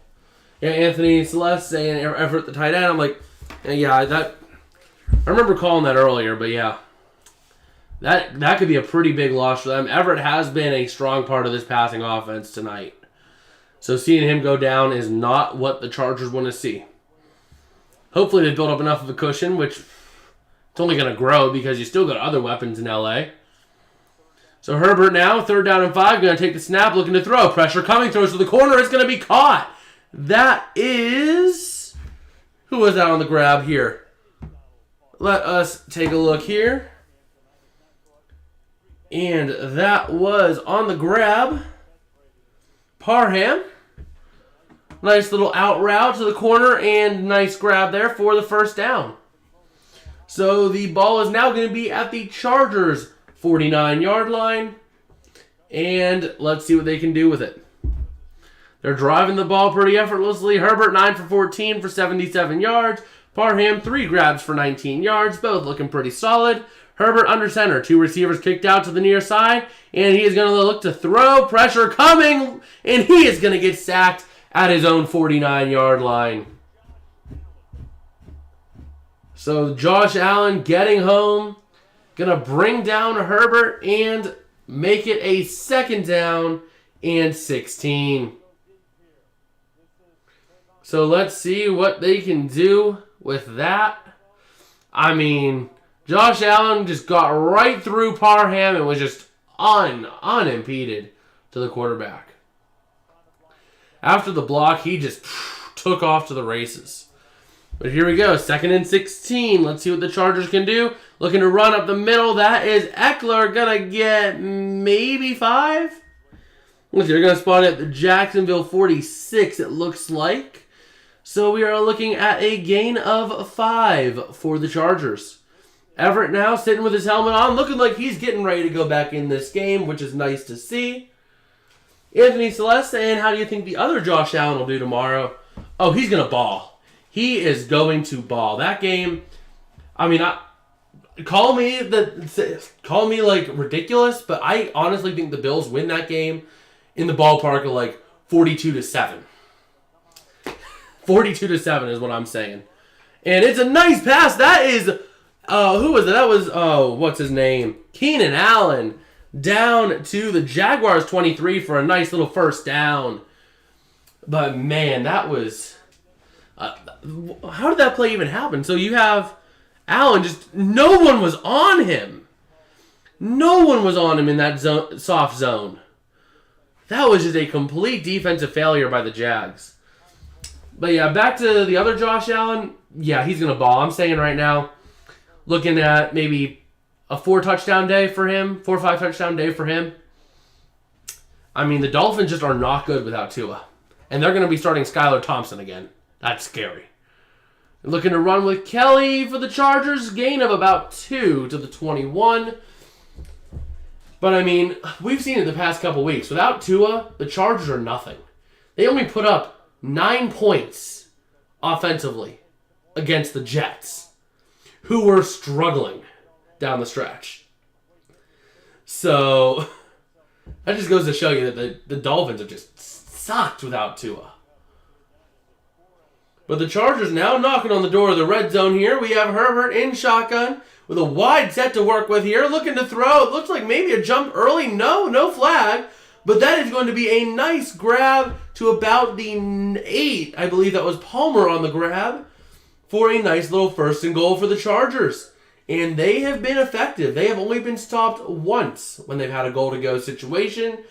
And that was a great stand by the Jags defense, but they are not having long to rest. I mean, they are having maybe 15 minutes to rest after putting up a big drive. Because Lawrence comes out 3 and out, or maybe moves an intercept and then throws an interception. I mean, it has just not been the game you want to see for the Jags. And here we go, looking to run with Eckler. Nope. There is going to be a flag. We're going to see the Cha-Chas here for a false start, I would believe, given the stoppage of play. Yep, we are seeing a false start on the Chargers. That's going to back them up 5, and let's see what they can do. Johnson, the offender. But, man, let me take a look here, see what we can do. Nope. Okay, there we go. But let's see what we have rolling here. The Jags trying to get a nice little stop. Not sure if they'll be able to, though. And here we go. Looking to throw is Herbert over the middle, and it is almost intercepted. Oh my God, no. That was Cisco. No, Cisco. It was right in your hands, my dude. You had a chance to take one back. Oh my God. You had a chance to take one back and you didn't. He had a chance. It was right in his hands. Or right in one of his hands. Oh, actually, looking at the replay, it wasn't as close. But, like, still. Oh, my God. Well, here we go. The Chargers going to take the snap, looking to throw is Herbert. Has time, but pressure starting to come. He throws. That is going to be caught by Eckler down to the 10, down to the 8 or 9. Looks like the 9 is where they are going to spot that one. So let's see if they can keep things rolling and get it into the end zone here on 3rd and goal. At this point, I would consider going for it as well. If you get to 4th down, I think you're in 4-down territory here if you're Brandon Staley. I mean, you want to go for the kill shot early. And a touchdown here, going up 24-0, will be a huge kill shot. Especially the way the Jags have been playing tonight. They're playing like a team that might only put up like 14, 11, 14, something like that. 13 maybe. And Herbert going to throw. That is Everett with the touchdown. Nice grab, run, and he slides in for the touchdown. And just like that, the Jaguars are going to find themselves in a really bad situation really early. Peterson not liking the look on that. He's like, how is this happening? Like, how in the world is this happening to us? But like, whew. Everett, nice little slant route and a nice touchdown. But the PAT is up, and it is going to be good. Making it 24-0, and the Jags will be taking possession back. But they are not looking good. Wow. This has just been brutal for the Jags. Every time they get a chance, they have just not been able to capitalize. And they get themselves close, but they aren't able to take advantage. I mean, they don't take advantage. Lawrence is having a bad game. 3 interceptions, 2 punts. Like, ugh. I don't know. I mean, I was high on Trevor Lawrence, and I'm hoping this is just a bad game and not a trend that we see from him. Because I would certainly hate to see him be that type of quarterback that is great in the regular season, but sucks in the playoffs. We've seen a lot of those before too, and it's rough seeing them. Because you think, oh, is this the year? Is this the year? And no, it is not. Like, ugh. But let's see if they can do it. The Jags will get the ball back. Hopefully they can turn something around. I'm not sure how much they'll be able to, but let's see if they can. Man, this has just been rough. And it's like, I don't even know what to say about this because it's just that awful. Like, the Jags are looking like they don't even know how to play football. Ooh, excuse me. But, like, really, I mean, they are playing like they don't know how to play football. So, hopefully things will get better, but we'll have to see. I'm going to go ahead and have a drink real quick. Man.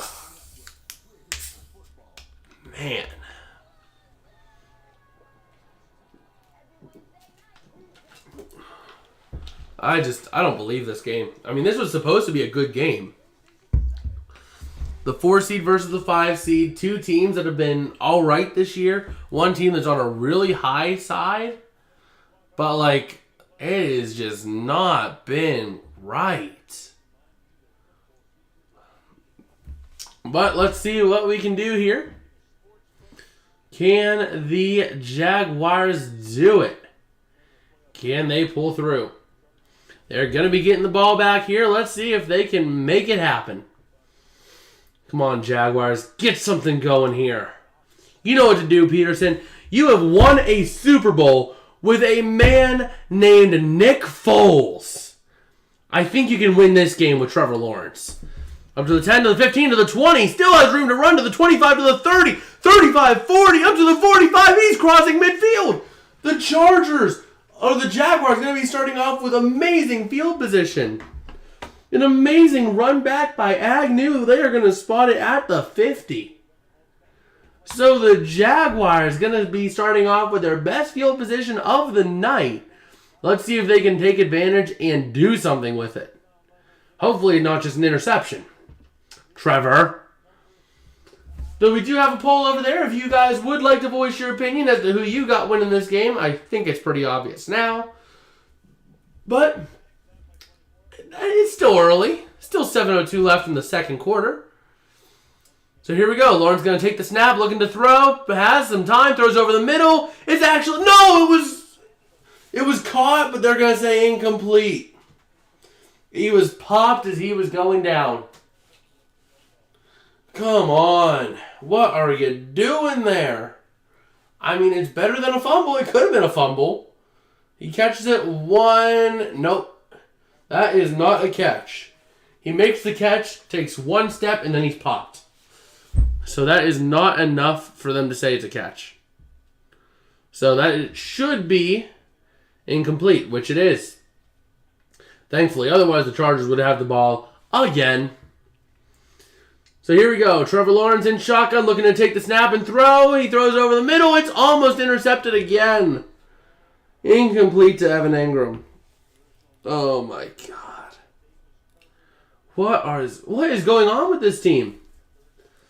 I mean, the Jaguars, they didn't go really big on the investment, but they still made some investment. And they were looking better, but like this is just, oh my God.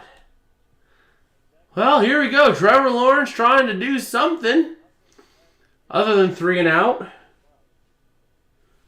And Peterson getting over with the ref saying it was incomplete. Or something like that. I don't know. But here we go. 3rd and 10 from midfield. Lawrence going to look to throw. Has time. Throws over the middle. And it is intercepted.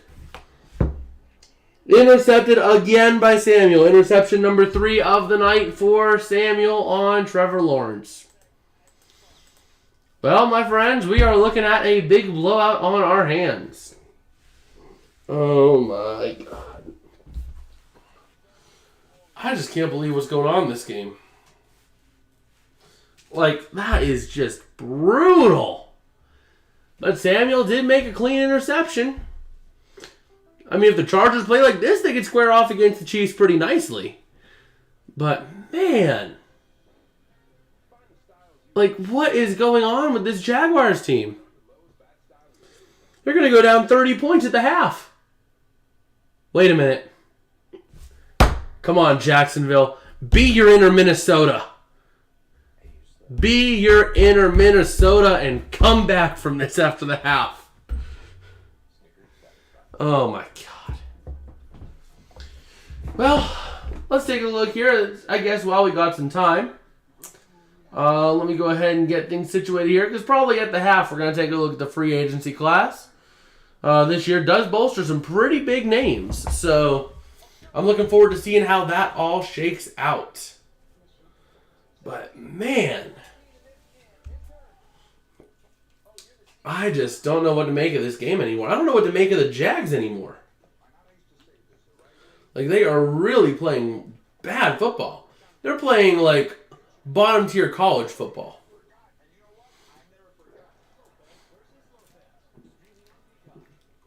They're playing, like, Division IV college football. Like, this is just awful. But hopefully the Jaguars can make a comeback here. But it looks like the Chiefs are going to be squaring off against the Chargers next week. Because I highly doubt we look at the Ravens winning. And definitely not the Dolphins. The Dolphins are not going to win. No one's going to be rooting for the Dolphins. People are still on that Bills train because of the whole Damar Hamlin situation. So,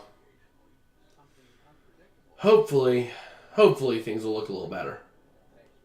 But I don't know. Like, this game has just been one of those games where you would have thought it would be close, but it's just awful.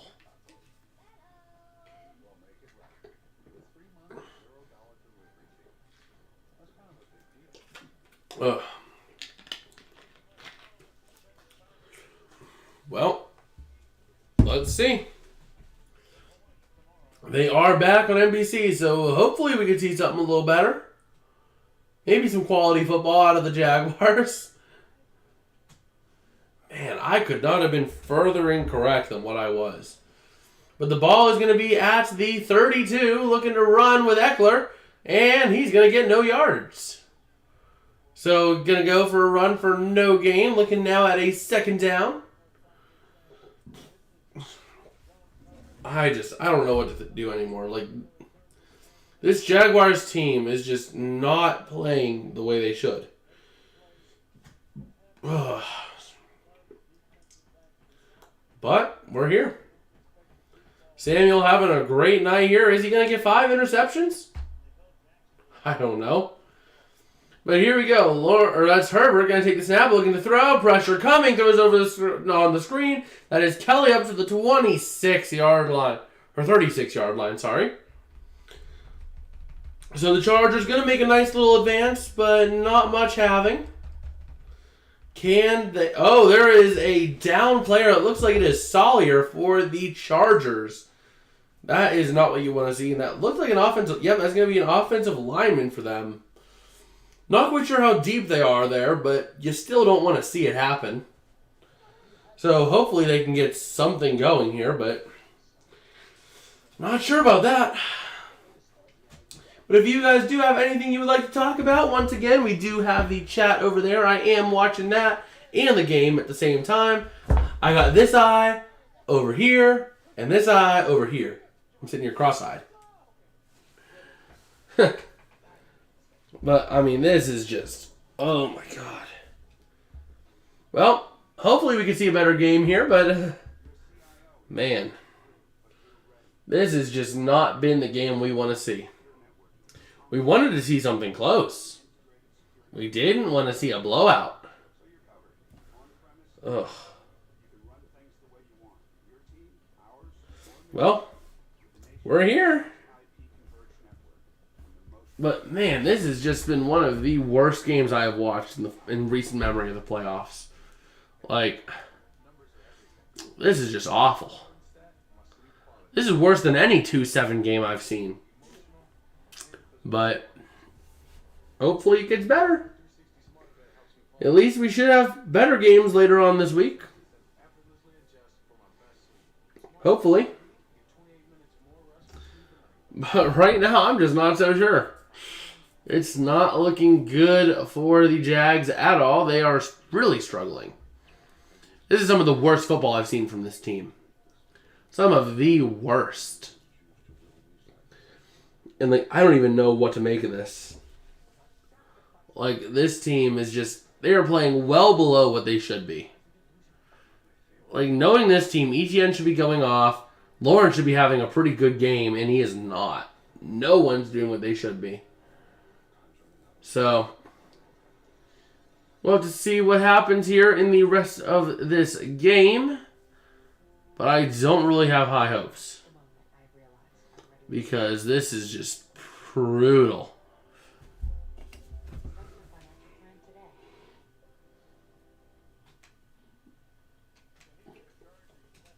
So Sawyer is going to walk off the field under his own power, which is good.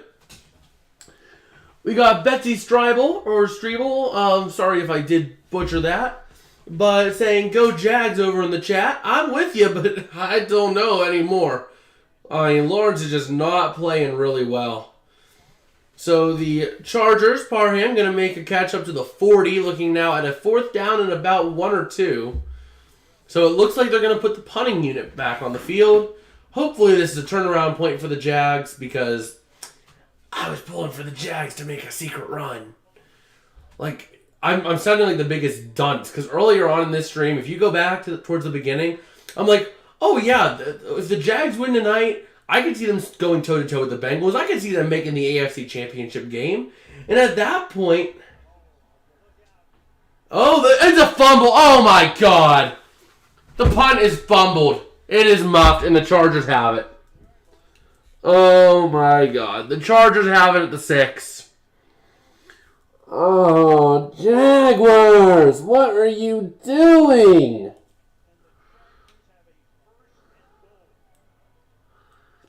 Like, I was just saying, oh my, it bounced off the head of Claybrooks, which then shoots the ball out down to the 6. which is then attempted to be received and touched by, oh my God. That was a clown show. That was a clown show play right there. Like, ugh. I don't even know, but the Chargers 1st and goal.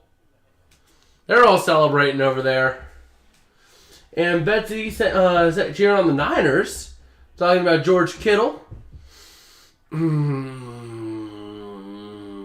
George Kittle, 49ers.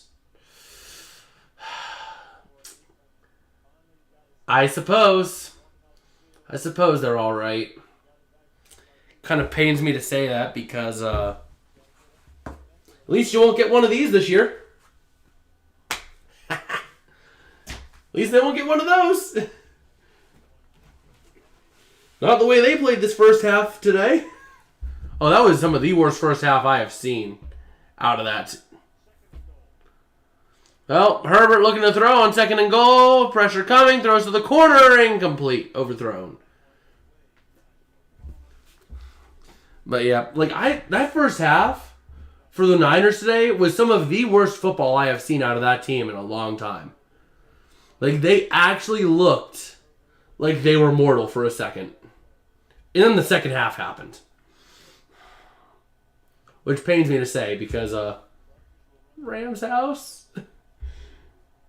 But like, whew. Oof. Well, here we go. Herbert looking now. 3rd and goal from the 5. And he is going to take the snap, looking to throw. Has time over the middle, and it is overthrown for Keenan Allen. Incomplete, looking now at a 4th and goal. Do the Chargers go for the kill shot here?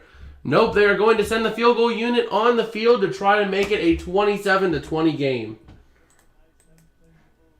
Oh, my God. The Jags just are not playing good football right now at all. Oh, boy. 49ers, Vikings, I mean, realistically that happens. Well, actually, I don't know. Well, the field goal is going to be in, making it 27-0. Jags will have the ball. But I see the Niners having to go up against the the Bucks, because I see the Vikings losing that game to the Giants. I see the Giants pulling that one out. I mean, both the Giants and the Vikings are teams that'll play really well one week and then be like, what the heck just happened the next? So you see that out of both of these teams, and that is a cause for concern with both of them. So, not too sure about Niners-Vikings. But we'll get to see what happens. Oh, boy. I'm just hoping this game gets somewhat good. Because otherwise, it's not going to be a fun rest of the night. I'll tell you that.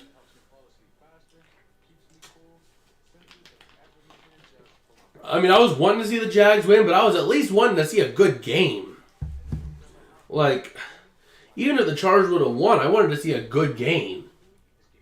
Not this 27-0 at half. And with 4.5 minutes left, I mean, it could go to 34-0 at the half. Knowing this Chargers team. And at that point, it's almost insurmountable in the second half. Whew. I just don't know what to think anymore on this game. Hopefully tomorrow we cover games that aren't going to be that way. I mean, I'm hoping to cover the entire 1 o'clock game and then hopefully some of tomorrow night's game. So, and then I'm hoping to do Monday Night Football as well. That's going to be a good game. That'll be the last one I'll stream over in this kind of a setup before we go back out to a fixed setup out in the dorms. But this is just... This is such a brutal game to watch. But hopefully things will start turning around and we'll see a somewhat good game. I'm still holding out hope. They're showing the Jaguar outside the stadium. Hopefully that Jaguar comes alive and starts destroying the Chargers. I hope. We're showing Shad Khan, the owner of the Jaguars, who is also allowing the clown show to run before hiring Peterson. So here we go. With 4:25 remaining here in this first half, the Jags are down 27-0. So here we go. The kick is up. It is away. It is really short, and it might, nope, it's not going to go out of bounds, but received at the 21, up to the 26. So the Jags will have the ball, but there's going to be a short field. I just can't get over Trevor Lawrence's stat line. 4 for 16, 30 yards, 0 touchdowns to 4 inch with 1 sack. Compare that to Justin Herbert, who has like over 150 yards or something like that, and is a lot better completion percentage and no interceptions and only 1 sack as well. Like, I just don't know. Well, here we go. Lawrence going to hand off. ETN trying to run out to the near side, and he's going to get to the 31. Just about before being brought down for a gain of 3. Hopefully things start turning around, please. Like, be good. They're going no huddle, trying to keep things moving, keep the Chargers defense on their toes. Ball's at the 31, 2nd and 7. Lawrence looking to throw over the near corner. It's going to be caught. And that is Zay Jones up to the 36. So here we go, ready to see, or it was the 31, sorry. So let's see what they can do. Let's see. No, it was the 36. Come on. Let's go, Jags. Let's get something going here. Let's get something going. So Lawrence now going to be in shotgun with ETN to his right. 3rd and 2. Come on, Jacksonville. Get something rolling. Looking to throw. Has time. Throws over the middle. It's dropped. Oh, my God. Christian Kirk. What are... No, my God. You had that. That was a drop. Neil Brucker saying, keep going, bro. Jags are imploding in real time. I'm surprised T-Law is this rattled. I know. Like usually if you see a rookie get their first, or a quarterback play their first playoff game, it's never their best performance. But it's not this bad. But that last pass had nothing to do with Trevor Lawrence. It was all Christian Kirk. Well, the Chargers are going to have the ball at their own 18 after the punt by Jacksonville. But, man, this has just been a clown show on the Jaguars. Like, whew. I just don't know. This is insane. Last time the Patriots and Steelers both missed the playoffs was 2000. Last time the Patriots, Steelers, Colts, and Broncos all missed the playoffs was 1990. Wow. That's insane considering that it's been 30 years since none of those 4 teams were in the playoffs. But here we go. Herbert in shotgun. Going to hand off. Nope, he's looking to throw to the near side. It's blocked. And it's in the air, but not intercepted. So at least they managed to hit it away, but doesn't help unless you get the interception there, buddy. The interception would have given you a 1st and goal right there at about the 7, or if not a pick 6. I mean, you had 2 of them there. Jenkins was the one getting the hit up in the air, trying to find it to see if he can get the interception, but unable to. Man. This is just... I mean, anything that can go wrong for this Jags team tonight is. So here we go. Herbert going to take the snap here. And he is looking to throw here. Pressure coming. Throws over the middle. It's caught. And that is a 1st down caught by Keenan Allen. Oh, boy. Why does this team... So Neil saying he's played in huge games in college, but this is different. My Steelers almost made it. Jets couldn't get to... I was at that game, too. Because I've been around Pittsburgh, like, my whole life. I mean, I'm a Rams fan, but, like, I also got a soft spot for them Steelers, you know? I could cheer for the Steelers with the best of them. And that was a great game to be at. Everyone was chanting, let's go Flacco in the stands, because they needed Flacco to pull it off. That would have gotten you killed in Pittsburgh about 10 years ago. And the snap is fumbled. And it's going to be recovered by the Chargers, but it's going to be way back at the 17. So a massive fourth down, a huge break for the Jags. And it was an intended end around, I think it was, but the tight end wasn't ready for it. He had to jump on it, and the Chargers going to have to punt it away. Ball hitting off a bandy before fumbling. So it looks like the Jags will be getting the ball back. But yeah, that was a great game to be at. You hear all the fans, after the Steelers pretty much secured that game, you hear all the fans shouting, Jets, Jets, Jets, Jets. And let's go Flacco. We were up in them like higher sections. Got some videos up, some shorts of it over on the channel. If you want to check out some of what happened during that game. It was a great game to go to. So, looking forward to seeing how this goes, but you know, I'd say the Steelers do have a bright future, though. Yeah, Flacco couldn't help but screw us one last time. The big middle finger on the way out, on the door out. Man. Wait a minute. I completely forgot to plug in the Ethernet, so I'm not even using Ethernet. I came up here to use Ethernet. I'm not even using it. Huh. I'll probably plug it in at half. But yeah. That was too funny. Going to that game, we were walking into our seats and everyone's chanting for the Jets. Because we all knew the Bills were going to win. I mean, after the whole Damar Hamlin situation, the Bills were not going to lose to the Patriots. No one, I bet some Patriots fans didn't even want them to win that game after everything that happened. So, that was that was a fun game to be at, though. I lost my voice for almost the entirety of this week as a result, but it was awesome. So, let's see what the Jags can do here, if they can get something rolling. You know what? I'm actually going to plug into Ethernet right now. While I am thinking about it. Let's see, where's the Ethernet? There's the cable. That's where it goes back around to, and this is the end point. Because I came up here to use Ethernet, and I completely didn't even plug it in. And we've been having good connection, so plugging it into Ethernet can only make it better.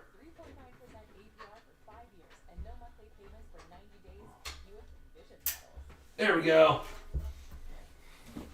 We got the Ethernet going now. Hopefully that'll make things run a little bit better, a little bit smoother. But yeah. Well, here we go. We have reached the other side of the 2-minute warning. The Chargers will be punting this one away. And it is a short punt, but it is fumbled again, but it's going to be received by the Jags. Up to the 50, down to the 47. So it's going to be a nice little run there. That was Campbell on the return.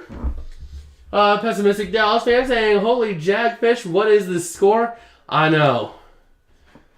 What is this score? Meanwhile, Neil saying, Steelers played well end half of the season, but the AFC North is going to be tough for years to come. Burrow is a dog and could beat any team left in the playoffs.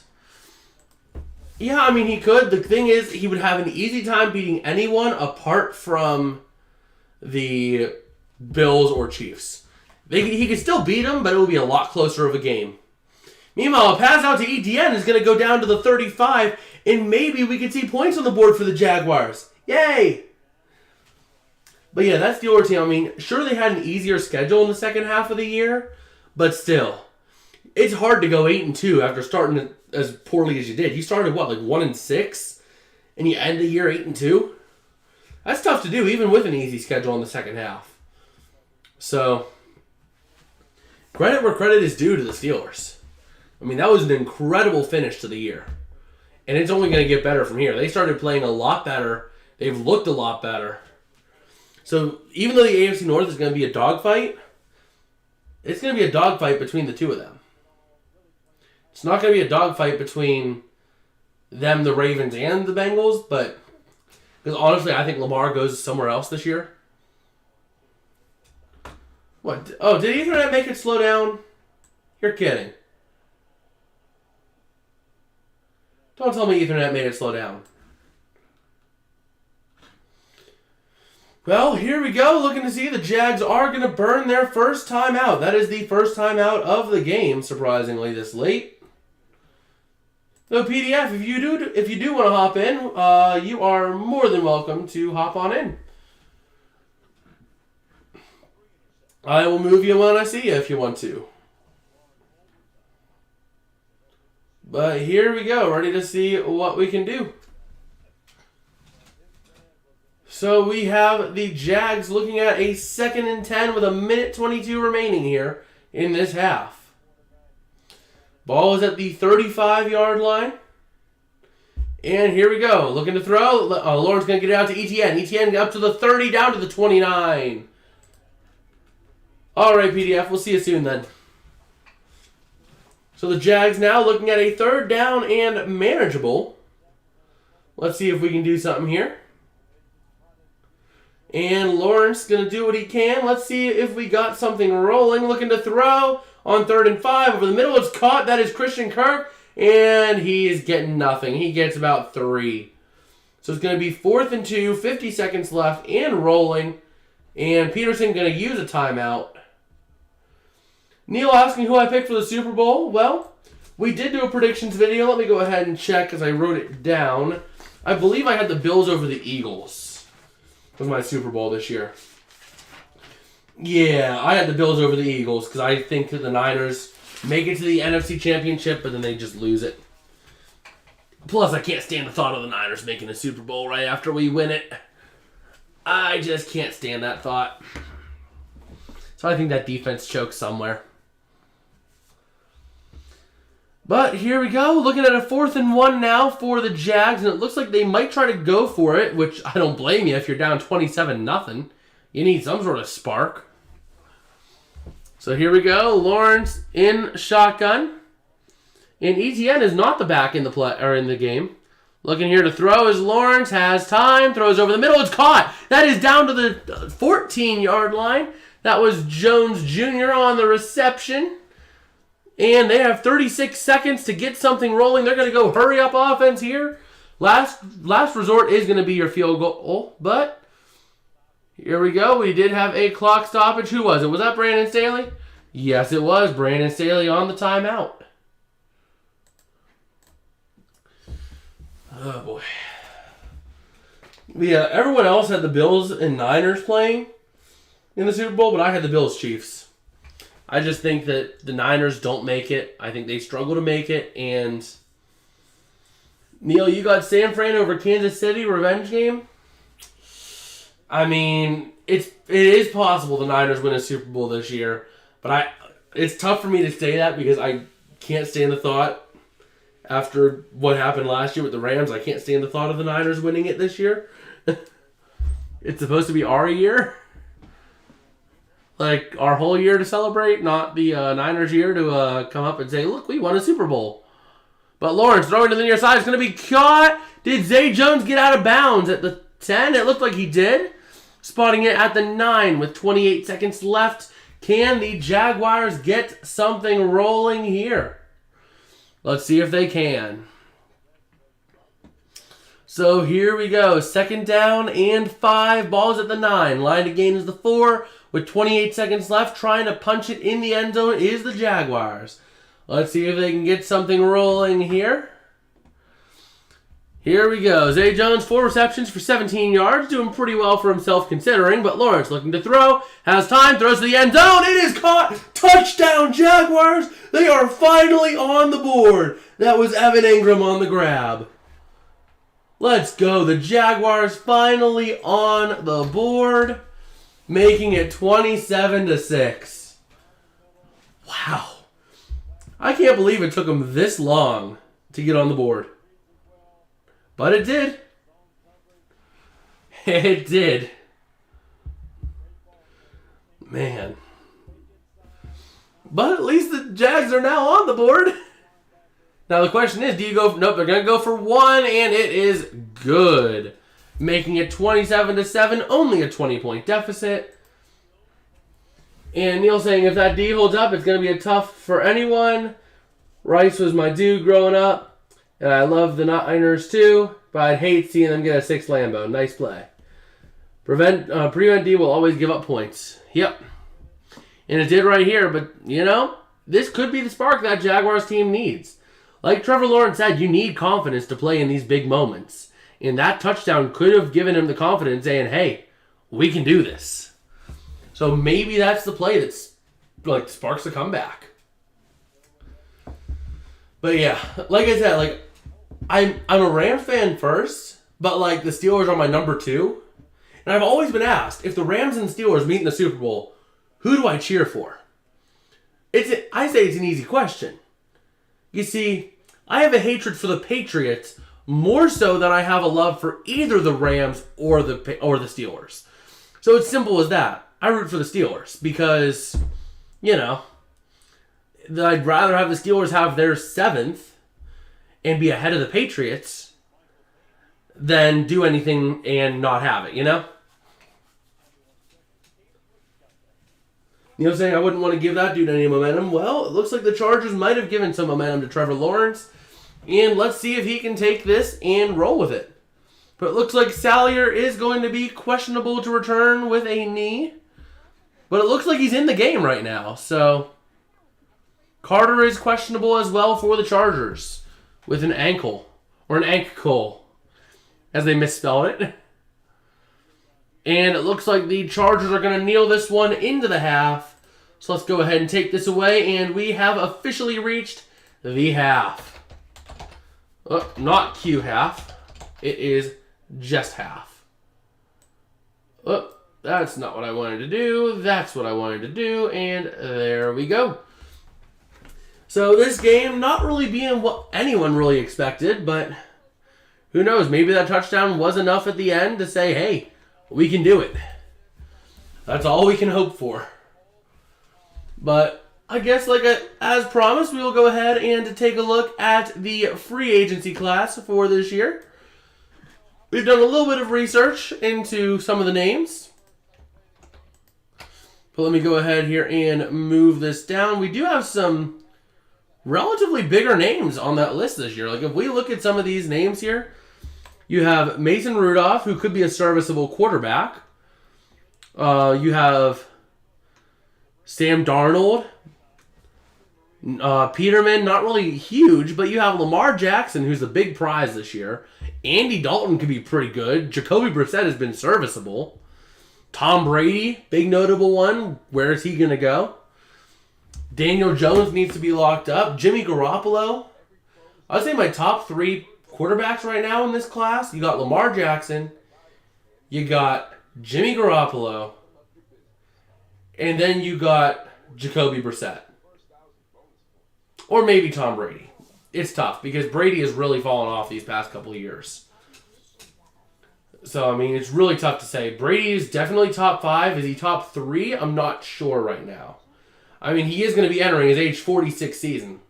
Every single other quarterback is in their 20s or 30s in this class. And then you got Tom Brady sitting here at 45. So, not really sure about that one. Let me actually go ahead and sort out the running backs real quick. And let me go ahead and sort Z to A. You got some nice running backs as well on there. Let me go ahead and move this down. But if we take a look here, you got some pretty big names. You got Josh Jacobs, Tony Pollard, Benny Snell, Travion Williams, Latavius Murray. Neil saying BMR will franchise Lamar. Don't have a good enough pick to try to replace him. Put Brady in a Brick Purdy type team, and he'll win you a lot of games. That is true. Brady, if he is in a team that's not dependent on the quarterback play, like the Chargers are right now, I mean, he'll win you a lot of games. He's not going to lose you games, I'll tell you that. Brady will not lose you games, but at this point in his career, he's not going to win you games either. Like back in his prime, oh yes, he would win you games left and right. But at this point in his career, I don't know if he's going to be that quarterback to win you games anymore. He won't lose you games, but he might not win you as many. But I did forget that Baltimore is paying the big money to other places, saving the franchise tag. You know that feeling you get when things just Yeah. work. Oakland will do well with the Raiders. Not sure he wants to be in that division. That is true. I mean, if Brady would go to the Raiders, that's what they've been doing.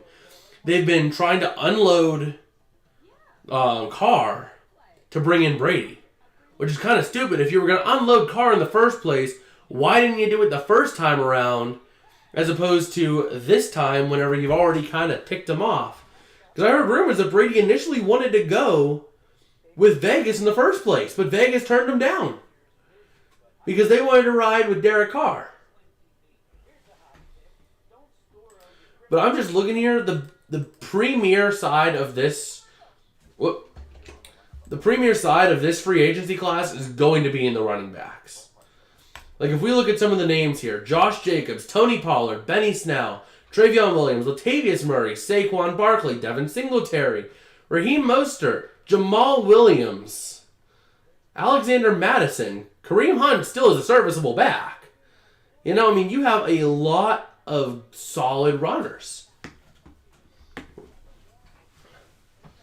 Neil saying that offense has mega weapons. That was Gruden. This is his guy from New England. That is true. Like, I know why they want him, because they want to reunite McDaniels with Brady. And it'll be interesting to see if Brady does opt to go that route. But let me go here real quick, move him into here, and do one more thing real quick. Hold up, PDF. You will be in here soon. Let me just go ahead and do this and this. Okay, say hello, PDF. What's going on, y'all? Okay, let me go ahead and increase the volume 1 second here. Just trying to do some audio balancing with you live real quick. Say something again. Howdy, y'all. All right, it looks like you're balancing me pretty well. If he is a little too loud, let me know. I will be willing to change that. But Neil's saying if he moves, I think that's one team he would go to. Yeah, I mean, you have two front runners right now, I would say, for the Brady sweepstakes. And one of them I absolutely despise. You have the San Francisco 49ers to have Trey Lance learn under Brady for a year or two before he retires. And you have the Raiders reuniting him with his old offensive coordinator. And then you have the sneaky pick being New England. I wouldn't rule that one out. I mean, you remember Brady, whenever he was asked about it, he said, well, you know, it kind of has to end that way. So I wouldn't put it past him for Brady to go back to New England for a season to end off his career. All right. But those are my top 3 landing spots for Brady. What happened with the Jags? I thought this was going to be a close game. I did too. But maybe this touchdown did turn things around. Hopefully we'll have to see. Yeah, I was on it about that Seahawks game. I was really hoping the Seahawks would put up a little bit of a fight in the second half, but they collapsed. Kind of hoping because they had the lead at half, but they just fell apart in the second half. Okay. Neil saying New England does have the most cap space next year, I think. Yeah, I mean, that's the thing is that New England, they could pay Brady this year. Have him come back with Belichick, play 1 season before retirement, and have Brady teach Mac Jones. I mean, think about that. Do I think it's really likely? Not necessarily. I think Brady might want to win one more ring. But I wouldn't rule it out if he goes to San Fran, signs a 1-year deal, and then goes to New England to finish off his career within the next 2 years. We have Larry James saying Asante Samuel Jr. is Trevor's daddy. Let's go Chargers. Yeah, that has been the big thing. Asante Samuel is having an insane night tonight. Yeah, PDF, you ready to hear this? You ready to hear this statistic? Yeah. Asante Samuel, one player, has 3 interceptions of Trevor Lawrence tonight. Oh my gosh. Yeah. I haven't even had a chance to watch the game. But yeah. And Neil saying San Fran had way too much talent for Seattle to stop them for a whole game. That is true, but Seattle did put up a really good fight in that first half. I mean, Seattle kept it close in the first half. And then the second half happened. Yeah. Kind of So- disappointed. I was hoping Seattle would pull off the upset, even though realistically it wouldn't happen. Yeah. But, like, this has just been brutal. But, I mean, I'm looking forward to seeing where running backs end up this year. Like, running backs have been... They're the big thing of this class. And Neil saying those are his first ever... And Trevor Lawrence threw in the first quarter. That is true. Trevor Lawrence throwing his first interceptions of the first quarter of the year today. Oh, wow. Even the wide receiver class this year isn't that bad. I mean, you got names like T.Y. Hilton, Jacoby Myers, Juju Smith-Schuster, Randall Cobb, Alan Lazard, Darius Slayton, Mecole Hardman, Jarvis Landry, Damiere Byrd, Julio Jones, N'Keal Harry, Marquise Goodwin, and Equinemius St. Brown? Man. Neil's saying Benny Snell was a dog for us, and I love Hunt. I wanted him when he left KC. Yeah, I mean, Snell has been a really good running back. Like, he has been a really solid power back, push through the defensive line, and fight for every yard. Let's hear Larry James saying Asante Samuel Jr. was drafted in the 2021 class, just like Trevor, so Samuels wanted to prove a point, and he definitely did. That is true. I mean, in this first half, he has taken 3 interceptions off of Lawrence. That is just insane to think about. Like, usually a 3 interception day is big for a player, let alone a 3 interception half. Let's see here. Neil saying Warren just outplayed him, but Snell really played good the last one game he started. That is true. I mean, I have been liking what I've been seeing out of Warren. And I think at this point you have to go with the younger back. I mean, if we take a look here, Benny Snell is... Let me find him here. Benny Snell he's still only 24. But I think you have a younger guy in Warren. I think Warren's only, in his young 20s? Something like that? But Larry's saying he made a name for himself in today's. He's big time. That is true. Like, Asante Samuel really playing well tonight, really playing up. I mean, he is putting together a really good game. And I think now he is putting this defense on the map. I mean, I was saying earlier that the Chargers' weakness is going to be their imbalanced offense, but they are not wasting any time to say that's a stupid point tonight. You know, saying Warren is rookie or his second year, I think. Yeah, that sounds about right. But yeah, I mean, this has just been brutal. Like, ooh, I was expecting a good game. I was not expecting this. Maybe it will be a good game come the second half. I hope it does. Let's see. Larry saying Chargers can win the Super Bowl this year. They can. I see the biggest Achilles heel with them is if you shut down that passing game, you shut down that team. That is the big thing that I tend to see with the Chargers, that they have been inconsistent mostly because they don't have much of a run game. I mean, the run game is not awful, but it's not really great. I mean, I just looked at the stats before the game. The Chargers are the 30th best rushing offense, and they are the 3rd best passing offense. That imbalance could be the Achilles heel of this team. If you shut down the pass game, you take away most of their offense. And that is the big concern I have with the Chargers. Is just looking at it, they seem to have a lot more in terms of issues of imbalance. And that could be the thing that kills them. So I'm cautiously optimistic with this team every time I watch. I'm always cautiously optimistic because you can't rely on just your pass game. Yeah, Neil hit the nail on the head exactly there. He said Chargers are a bad run team.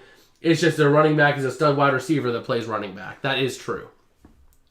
Like, the way things are, the Chargers do not have a run at all. So if you shut down that pass game, you're going to beat the Chargers if you can put up any points. And Trevor Lawrence, the first player with 4 interceptions in the first half of a postseason game, I think it was like since 1983. That was against the Lions in the divisional round. Yeah.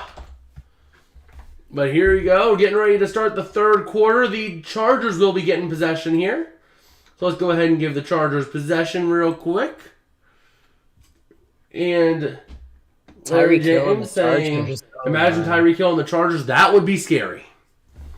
That would be scary. But like I said, the issue is that if Justin Herbert has a bad day, they're screwed. They have no run game. And that is always the concern I have with this team.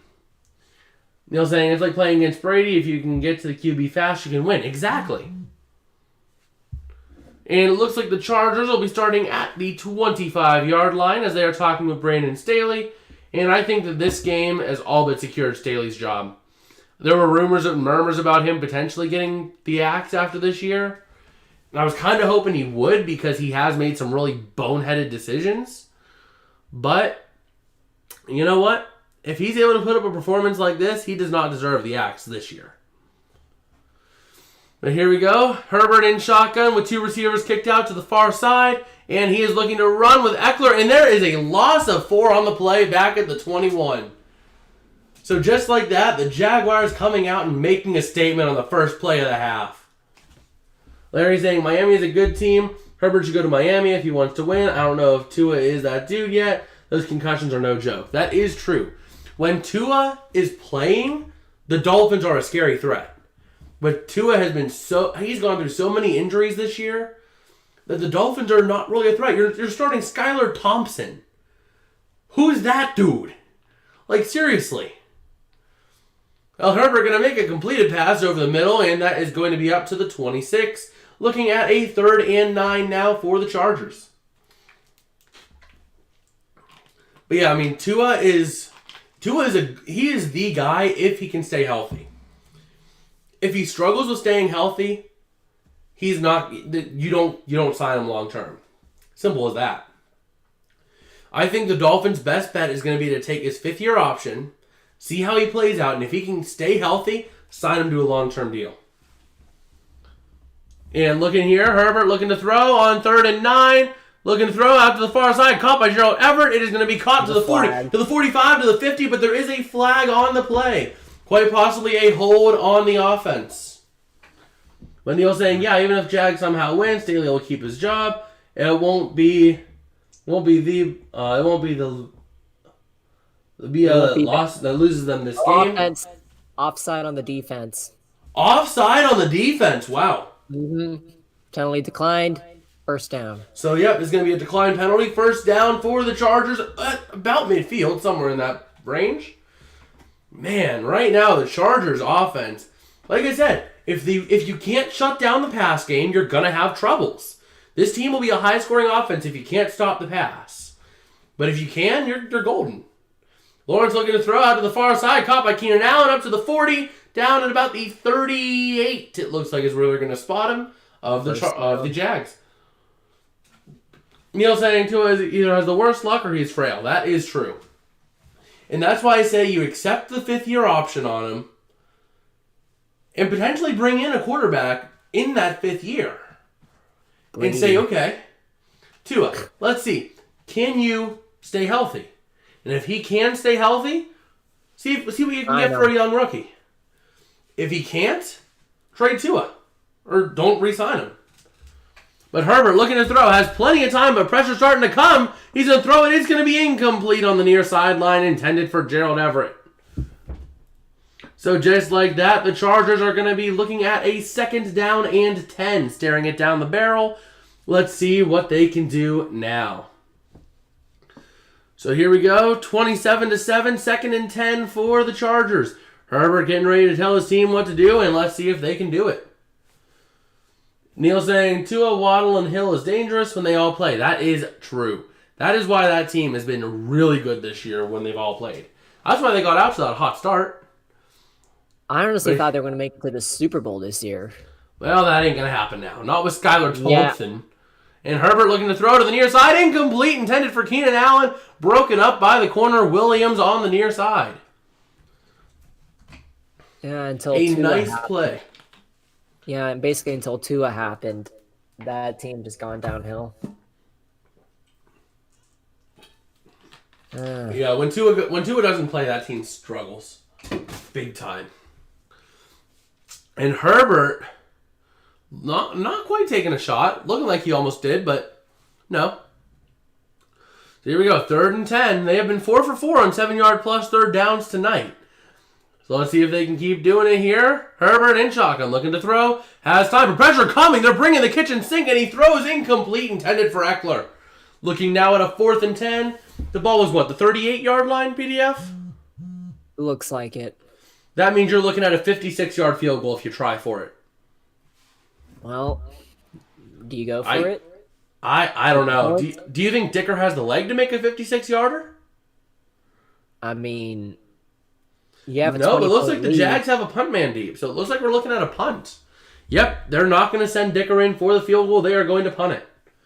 Neil saying they are like the top, like 2 of the top 3 or 4 receivers in the league. That is true. And it looks like a fair catch being called for at the 10. So the Jags will have to drive 90 yards downfield, but Trevor Lawrence did just put together a decent-looking drive before the half, so let's see if he can do something. PDF, you think Dallas can make a run? Here's my prediction, and I'm being very honest. blown out by Tom Brady. Well, that's part one. That's part one of my prediction. They're gonna get blown. Here's the thing: you don't mess with playoff Brady. He will assassinate you. So if Dak can turn his season around with the season he's had, he may have a chance against Brady. But I don't see it happening. But if it somehow happens, if we somehow beat Brady, then Dak Prescott's going to turn into Eli Manning and derp his way to the Super Bowl undeservingly. It's going to be no way. You don't go from almost losing to the freaking Texans to going to the Super Bowl. There is no way. Well, what do you think the Giants did in 2007, 2011? They were the last seed and lost some very poor games in the regular season. And look what Eli Manning did in the playoffs. Anything can happen, dude. That's just my honest prediction that I could see happening. Because Prescott has thrown in at least one interception in his past how many starts now? Yeah. And even if we lost against the Texans, that win was not deserved. Some of these wins that we've been pulling off, like the Titans game, the Texans game, those wins were not deserved whatsoever. Yeah. So if Prescott keeps that up, somehow makes his team win against teams that he should dominate. I mean, depending on who's the team, but anyways, you get my point. It's going to be undeserved if they make it far. People are going to say it's a fluke and they didn't deserve it and it was a steal, blah blah blah. I can see it happening. So either way, Cowboys fans can't win. Either they say this team sucks, blah blah blah, and if they actually do win, it's like, oh, it's a fluke. They didn't deserve to win. They didn't actually deserve it. They just got lucky. So it's like we can't win. Us Cowboys fans can't win whatsoever. It's because Cowboys fans are the most annoying fans in the NFL. That's why.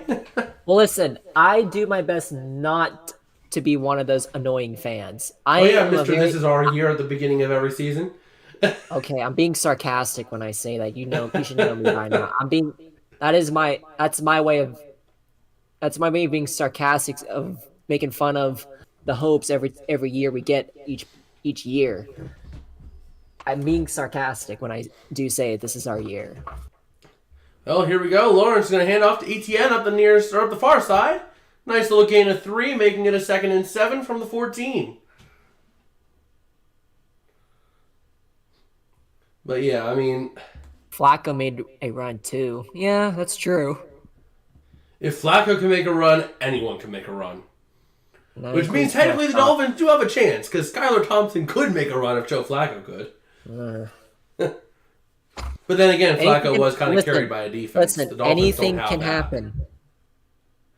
Well, here we go. Lawrence looking to throw. Has time. Throws over the middle. It's going to be caught. Christian Kirk up to the 24-yard line, it looks like, for a first down. Yeah, I mean, the thing is, if the Cowboys manage to win, have fun. You're going up against the Niners.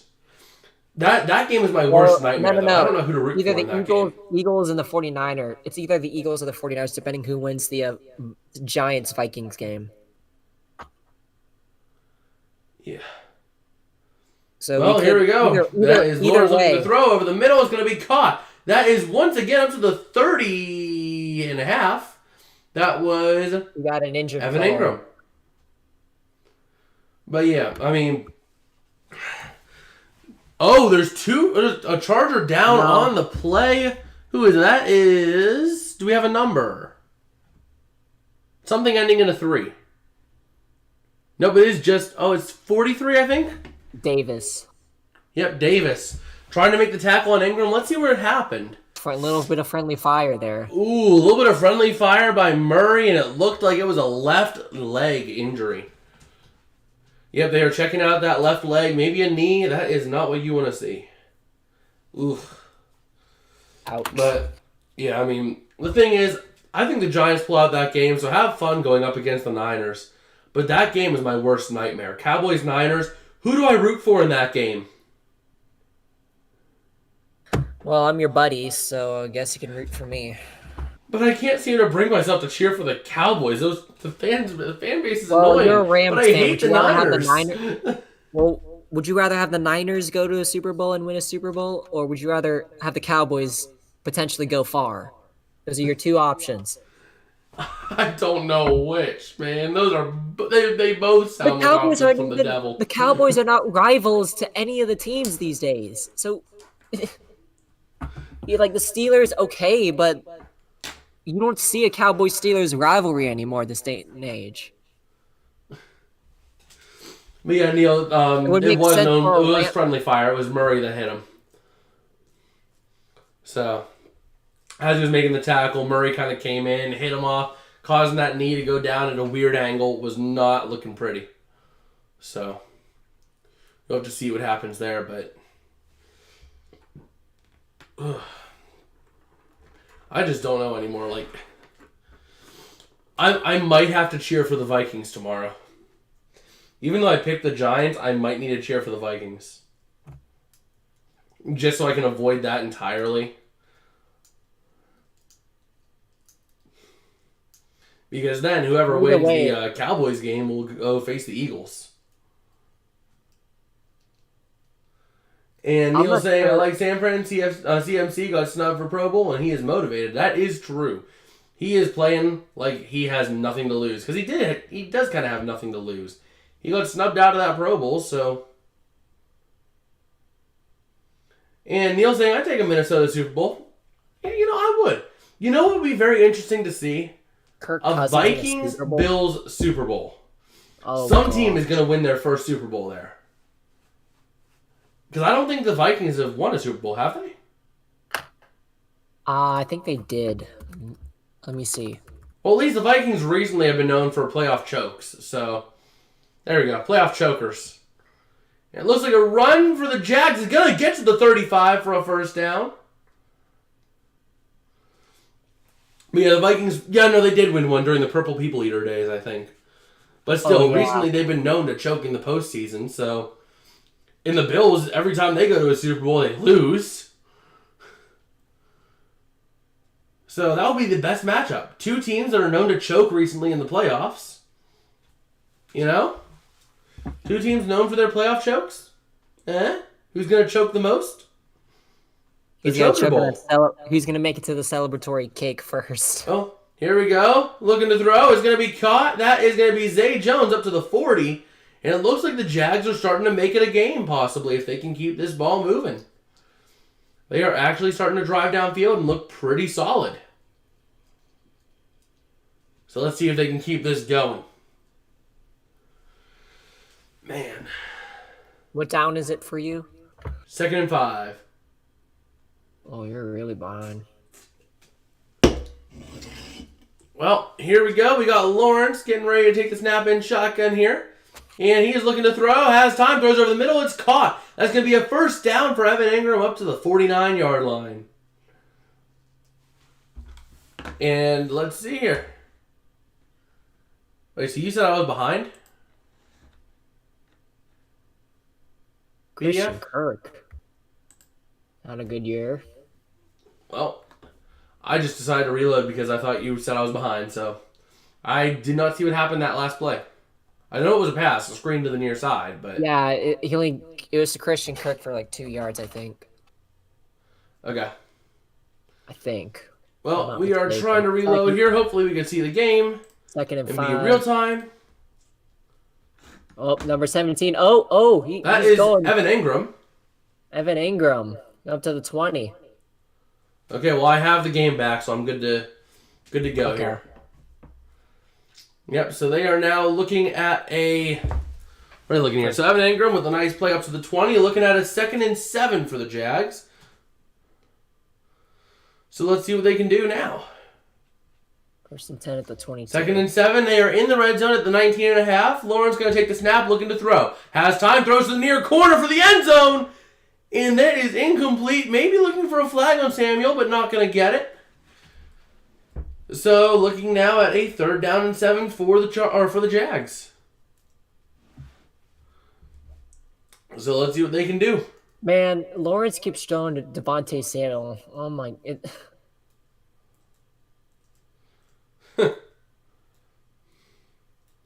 Well, I can see logic. He's not going to have a 5-pick night. Right? Oh, here we go. 3rd and 7 for the Jags. Tight formation here. Lawrence in shotgun. He's going to take the snap, looking to throw. Pressure really coming with the blitz. He gets sacked at the 35. But there is a flag. If the flag's on the defense, that saves the Jags. And I see a Charger player like, oh. Yep, it is on the defense. Offside. Offside on the defense on Joey Bosa. On So another, Bosa, the guilty other party Bosa. there. And that means the, looking at it here, is he offside? I don't know about that. I mean, his finger's kind of breaking the plane. His helmet's kind of breaking the plane, maybe. No. I mean, it was close, though. It wasn't like he was egregiously offsides. It's like, it seems like the refs are big sticklers on the offsides. Oh, here we go. 3rd and 2. And they're going to look to pass to ATN up to the 7 for a nice little 1st and goal. And that means we are at a 1st and goal to go. Can the Jaguars make it a 27-14 game? Cut that lead down to a 13-point lead. Now you're Wouldn't that be something? It was a great play by ETN to break through on the screen. Nice push up the near side, and man, he just was able to get where he needed to go. Looking now at a 1st and goal. 54 rush yards, 12 receiving yards for ETN. And the ball is at the 7. Lawrence in shotgun, wide set, looking to throw to the far side. It's going to be caught. That's down to the 5. Nope, the 6. As he kind of stumbled. So the Jags now looking like they're trying to punch it in, but a little bit slow to punch it in. Come on, Doug Peterson. You can make a 27-point comeback if you can win a Super Bowl with Nick Foles and make Carson Wentz look good.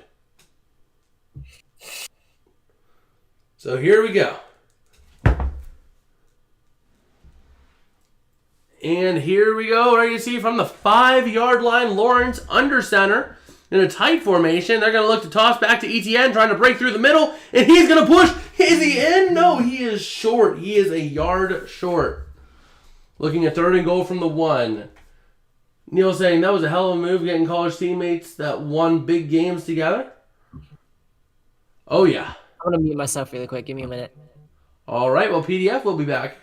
Not sure where he had to go in a hurry, but he had to abandon us real quick. But Etienne is short a full yard. But at this point, if I'm the Jags, I'm thinking this is 4 down territory. Trying to punch it in 2 plays in a row. Try to get it in there. You got 4 downs to do it. So, here we go. 3rd and goal. Lawrence under center. Maybe going to see a QB sneak. Man in motion. Oh, friendly fire there. And the play is blown dead. Probably a false start. Waiting to see what it is. Oh no, delay of game on the offense. Neil saying, how long you guys been streaming games? Well, I did a little bit last year, but then kind of fell off as the spring hit and everything really got crazy. But this season we've been going since about early October, the beginning of October. So, we've been streaming games, doing daily videos, doing our thing. Well, not daily, but like 3-4 times a week, give or take. This week has been different because I've been really wanting to pump out the content. But here we go. 3rd and goal for the Jaguars. Lawrence in shotgun looking to throw from the 6. Has time. Throws to the near corner. It is caught. Touchdown. Jones. Touchdown Jags. And just like that, the Jacksonville Jaguars are going to make it 13, if I could actually type. 13-27 with a PAT pending. Neil saying, you usually watch Tom Grossi. You know him? Oh, yeah. Actually, the first Sunday Night Football game back we streamed, it was the Chiefs versus the Bucks. We got raided by Grossi. It was amazing. I'll never forget that night. That was the Chiefs Bucks Sunday night game. That really gave us the big push. So, the Jaguars did make the PAT. But yeah, so I know Tom Grossi. I actually watch his content too, so. Grossi was actually a big inspiration as to why I started this, so. Started this, we got a whole team of 4 of us. Me, PDF, HD, David. All 4 of us getting together, doing all this stuff. Neil saying, cool to hear, he definitely shows love. Oh yeah. Oh yeah, for sure. Grossi is always one to want to give and show his love and support and all that stuff. All right. Let's go ahead and take another drink real quick, as I need to moisten my throat. You know, saying he's doing well now, just takes his time. He's on year 4 now. Yeah, I mean, that is amazing. I actually remember whenever he actually quit his job teaching to go YouTube full time. That was a really big step of faith, and it has really paid off for him. I'm glad to see it, too. Like, you take a really big leap of faith whenever you quit your job to do YouTube full time. So, but this game, I'm just looking forward to seeing if the Jags, I mean, they're starting to mount a comeback. Can they finish this? I think that there's a chance that they might be able to. I mean, they're making a good push. The defense is playing pretty solid. The offense is able to move the ball now and not throw interceptions. Trevor. So we do still have that poll over there. And let's see here. Neil saying, yeah, I saw him rated like 50K a few weeks ago for charity. Yeah, that was pretty cool. All the charity stuff he does, the charity streams, all that is amazing. Something I would love to do at one point, but I don't have the reach right now. I mean, like, I would love to be able to do stuff to give back, but I don't have the reach right now. But we are sitting here with a poll over there, sitting at 62% in favor of the Chargers, 38% in favor of the Jags. They are starting to mount a comeback here. Also, if you guys are interested, we do have a public Discord, or public community Discord server. If you want to join, chat, hang out, all that fun stuff, link is over there in the pinned comment. Neil's saying they're a good team. Lawrence had a lot of bad throw-ins. Oh, yeah. I mean, it was a rough start to the game for the Jags. Lawrence throwing picks almost every drive, or they punted. But now they're starting to hit their groove, I think. And I think this is where this game turns good. So, and let's see here. Neil saying that while I try to watch other streams, since he's so big now. Oh, yeah, we actually had someone else come over as well from Grossi's streams. He spends a lot of time on our streams. John Jansen. He was one of the guys over there, but he said that it's tough because he likes the interaction, but it's tough because Grossi's so big that unless you're doing super chats, he just can't keep up with the regular chat. Which is, it's fair because, I mean, he has, what, like thousands of people in there at any given moment? So, actually, I kind of had a little bit of that whenever I was on Monday, we streamed coverage of the College Football Championship, which was our best stream to date. It was amazing to watch that happen. But the Chargers returning from the 2 up to the 5, 10, 15, 20, up to the 22, 23. Just about. Neil saying, yeah, it gets tens of thousands a game. Yeah, it gets like tens of thousands over the course of a game. I remember like at one point, I think it was last week, I think he said he had like 30K, or a couple weeks ago he had like 30K at one point. Or no, it was the Vikings-Lions. He had like 30K in there. Which is just, it's hard to believe that you get like 30,000 people at a place at a time. But here we go. Herbert in shotgun. You know, saying keep it up, you'll get more for sure. Oh yeah, that's just working the grind, you know? Herbert looking to throw, has time, throws it over the middle. It is caught on the near corner. That is Everett on the grab. And they're trying to say incomplete, but nope, the ref is going to rule it complete for a first down. But yeah, that's the thing is that I'm also we're looking forward to streaming XFL, USFL, all that stuff. We're looking to keep this going with all that stuff. So Herbert looking to throw here, 1st and 10 into the near side, incomplete. Wanted to get the play off quick just so that the Jags could not challenge it. So, a little bit of a tough one there. Looking at that pass again, Everett makes the grab. Oh! Everett got away with it. It was incomplete. He got away with it. That was definitely an incomplete pass. The ball immediately comes out as soon as he touches the ground, and he never established possession. Let's see here. Neil saying, only when there's one game on, I'll watch. More you put in, more you'll come back. Oh, yeah. Well, Everett going to plow through to the 40, to the 35, down to the 31 on a nice push in Jags territory. 1st and 10 for the Jags. But yeah, that's been the awesome thing, is just being able to see everything happen. Like, this week has been one of the best weeks we've had, by far. So, I've been looking forward to seeing what that'll help lead into.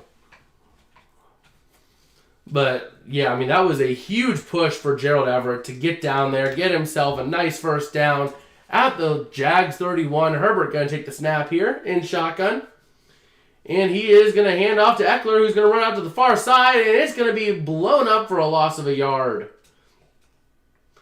Neil saying Everett is balling today. Oh, yeah. I mean, that man, he was balling, suffered an injury, came back, and is still balling his eyes out. Well, actually, he's not balling his eyes out. He's just balling on the field. He may be balling his eyes out. I don't know. I can't see his face. Here, I found it from a short, so it is getting out to other people. Oh, yeah. That's the thing. Whenever I go live, I try to do a short, a TikTok, all that stuff. Get the word out, you know. The shorts have been a really powerful tool. And here we go. Herbert looking to throw, and he's going to get almost sacked. He throws incomplete to Eckler. But yeah, that's what I've done. Is that the shorts have been a really powerful tool to gain a brand new audience. I mean, I've been doing shorts pretty much daily to keep that going, because those things pull a lot of views. I mean, it's not something you can just only do, but supplementally to long form content, it is doable. So that's why I think we've had a lot of the people we've had come in and out tonight. So here we go. Herbert going to take the snap here in shotgun, looking at a wide set for the Chargers. Herbert looking to throw on 3rd and 11, throws to the near corner, incomplete, throwing to no one. Give us a flag. No, you're not. You're going to call it 4th and 11. The Chargers going to kick a field goal. I mean, he was in the pocket, still in the box. I'm not sure why they didn't throw a flag. But they aren't. So instead, you got Dicker coming out here trying to kick a little chip shot field goal here Last week's going to be what, like a 49-yarder? 50-yarder? Because it was, a 50-yarder here. Not really a chip shot, but Dicker should make this. It is up, and it is good. Making it 30-7. Or 14, sorry. There we go. Let's go ahead and flip that arrow over. And there we go. Hopefully, let's see if the Jags can get something rolling here, because that defense was able to bend but not break. So let's see if we can see that team do something big here. Let's see. Do we have PDF back? Nope, he is still on deafen. So not sure what happened to him, but he is out of here. So here we go, ready to see the Jags take over and try to do something here. It looks like we are only 6 clicks away of that subscribe button from 250 subscribers, which is awesome to see. So if you are new around here, haven't clicked it, why not click it? We produce football content most days of the week, if not every day. And you can always change your mind later. So here we go. The Chargers getting ready to send this one away. Dicker gets the kick up, and it is maybe short. It looks short. Nope, it's going to be receiving from 5 yards back to the 5, to the 10, to the 15, to the 20, up to the 25, up to the 30, to the 32 is where he's going to go down. The Jags kick return unit has been pretty solid tonight. They have been returning pretty well. So that has been a big positive for them tonight. Apart from Trevor Lawrence being Trevor Lawrence tonight. That's just not what you want to see. But let's take a look here. As we are cruising. And Trevor Lawrence now looking here at a 1st and 10 from his own 32. He's in shotgun. Etienne to his left, looking to hand off to Etienne. And he's going to get met, but he's going to avoid tackling and get all the way up to the 37-yard line. Maybe the 36, depends on where they spot him. Either way, it's still going to be 2nd down for the Jaguars. Let's see if they can keep things rolling here. I mean, they're making a good effort at a comeback here. The offense is starting to click. Things are starting to move. So here we go, 2nd and 5. As I am losing the game. It's going black, and then Trevor Lawrence is like, boom, boom. We might have just lost. Oh, there we go. Well, I don't know what happened, but Jones got all the way up. Jones Jr. got all the way up to the 48, his own 48, for a 1st down. Neil saying Agnew's a stud back there. He played well last year. I still can't believe they traded Robinson away. Yeah, that was interesting, but you know, they're making good moves. You can't deny that. This organization's actually making good moves. And Etienne going to push through to the 44 of the Chargers. Looking now at a 2nd down and about maybe 1 or 2, depending on how they spot this one. So let's see how they do it. But we are still looking at a 2nd down here. And they're going to look to keep with Etienne up to the 39. And they are making a really good play right there. Just watching it. That's twice in a row they've done it. Where Lawrence will hand it off but look like he's running as well to try to fool the defense. They've done it twice, and it's worked both times to get what they needed.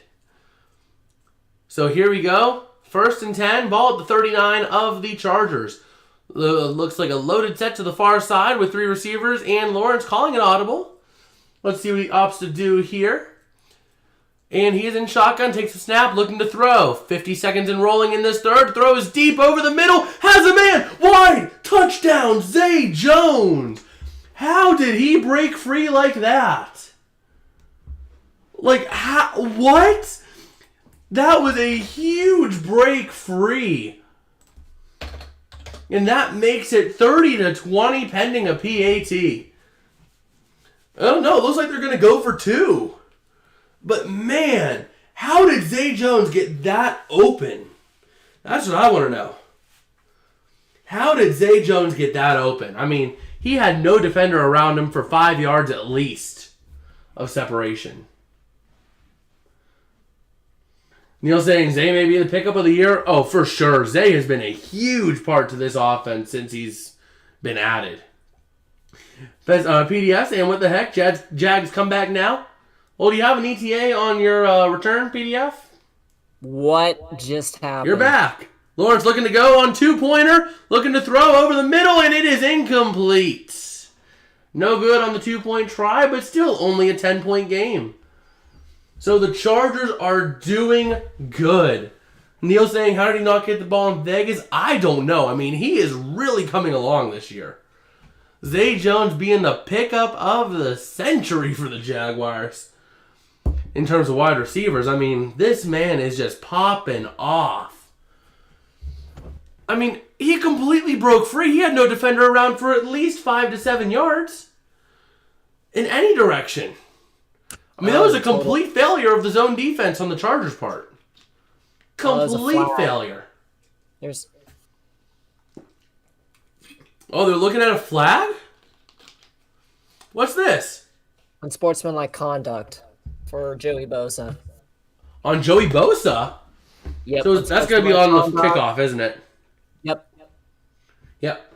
So Neil's saying he was a top wide receiver a few weeks in fantasy this year. Oh, yeah. It doesn't surprise me. Zay Jones being really good this year.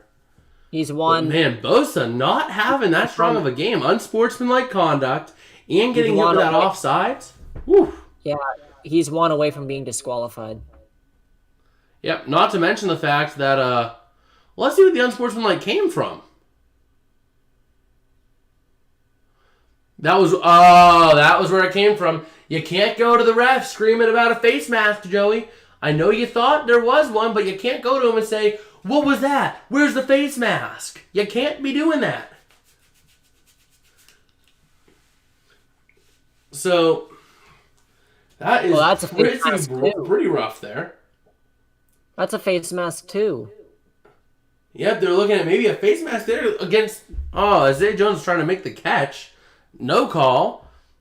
And then but here comes the kick. It's a short kick. And it's up to the 4, to the 5, to the 10, to the 15, up to the 20 is where he's going to be brought down. So the Chargers are going to have to travel 80 yards to get themselves a touchdown if they want. Neil saying some of these refs are soft. Yeah, I mean, you should be able to contest. But also the players shouldn't be screaming at the refs. It looks like Joey was screaming at the refs. Like, it looked like he was full on, like, where's the face mask call? Where is it? And that you can't really do. But you could say, hey, man, wasn't there a face mask? Come on. Nowhere to go for Eckler. But here we go. Looking to run with Eckler, and there is nothing. Like I've been saying all night, if you can stop the pass game, they cannot run the ball effectively. And that's what we're seeing here. The Chargers are not able to run the ball. And that's why they're not getting yards right now. They're running the ball, and they can't run it. Yeah. Neil's saying it's a high-energy game. It's hard to just shut off that instant, though. That is true, but at the same time, I can kind of understand where the refs are coming from. Like I said, we don't know exactly what was said. Maybe he did end up saying the wrong word to a ref, as opposed to just yelling at the ref. But yeah, I would get even yelling at the ref sometimes of like, where's the call? Yeah, but he might have said the wrong thing. That did, Like I said, we don't know what was said from Joey Bosa. But that's what I'm saying. He probably said, like, where's the GD, Where's that penalty? And you can't do that to a ref. Nope. So, that is a big no-no. Go ahead and check this real quick. All right. PDF, you able to handle this real quick? I need to run and use the bathroom. All right, go for it. Be quick. Okay, I will be right back. Better be quick. Man, if he ain't quick, I'm just gonna take over this stream myself.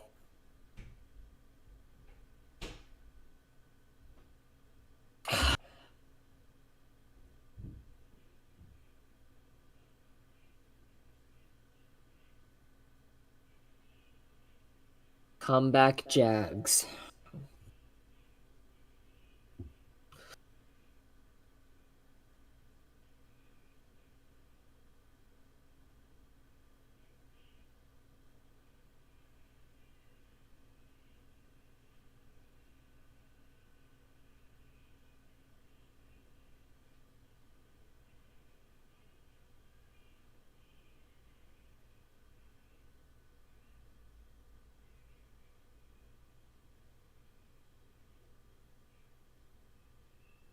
T-Mobile.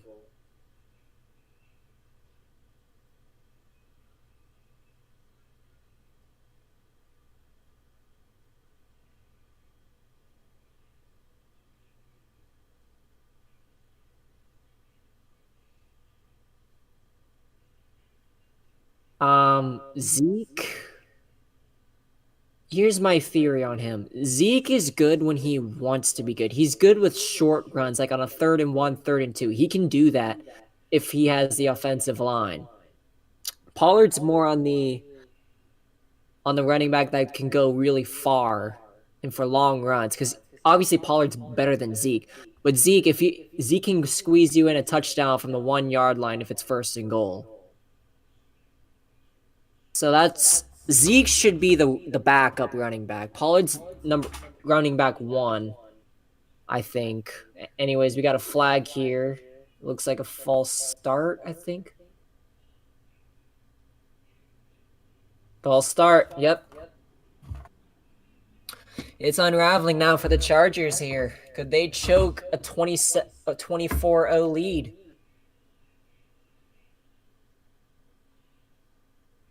I know, Bell and Zeke.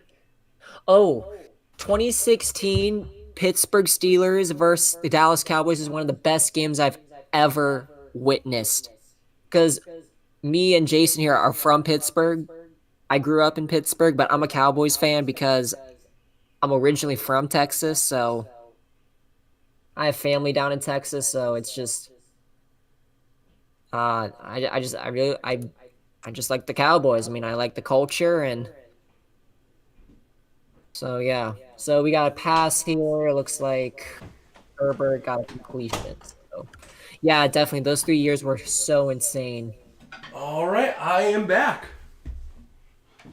Well, it looks so here we go. Herbert sitting here at the 33, looking to run up the near side for a gain of actually 3. Kind of surprising for this Chargers team. Ain't going away here. Yeah, Zeke killed you that game, but now he can't kill anything. So, I mean, he's... There we go, updating into the 4th quarter. And there we go.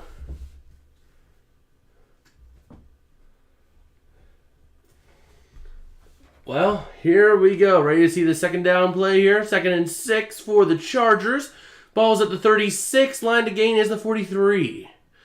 So Herbert looking to throw. Pressure coming. He's going to get dropped at the 30. Maybe even the 29. Depends on where they spot it. There is a flag, though. Oh, boy. And it came whenever Herbert was dropped down. So it's probably on the Jags.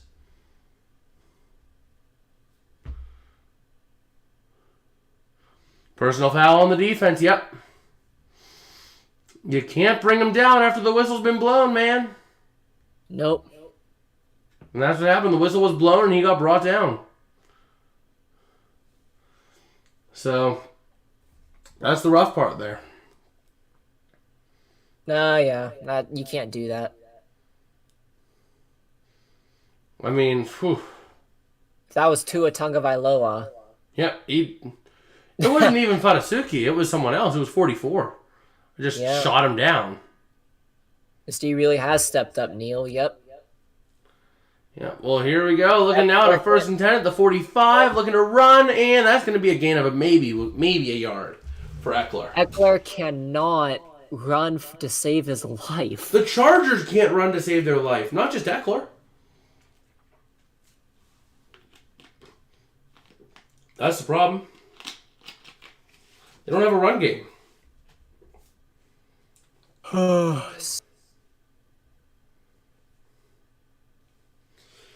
here we go. Looking at a 2nd down and a long 9 here for the Chargers. Herbert in shotgun, man in motion, looking to throw here. Pressure coming for Herbert. He's going to throw out to the far corner. Incomplete, intended for Keenan Allen. You know what I'm saying? He needs 3-yard passes. Exactly. Eckler needs those short passes. Then he can run it. But he cannot just take it from the quarterback and run. He struggles. That whole team struggles with the handoffs. So, here we go. Looking at a 3rd and 9. The Jags are surprisingly in this, considering this team was down 27-0 at one point. Is it a completely full stadium? Yeah. Well, Duval hasn't seen a playoff game in 5 years. And even then, they were the visiting team. So here we go. Herbert looking to throw. Pressure starting to come, though. He's going to look to run with his feet to the 50, down to the 45, and he's going to give himself up at the 42 or 43. See, now the run game wants to wake up, and it's Herbert this time. Well, no, that wasn't really the run game. That was more so a scramble from the quarterback after the play was dead. Oh, yeah. If that was a run game, it would have been blown up at the line of scrimmage. It was more so the fact that there was a lot of room to run because of the man coverage of the Jags. Oh, yeah. Why can't Prescott do that? I don't understand. Because he's a Cowboys quarterback, okay? We've gone over this before. He did that. Cowboys quarterbacks don't know how to play football. He was good at that in 2016, his rookie year. The pain, bro. Well, it looks like a timeout taken by the Chargers.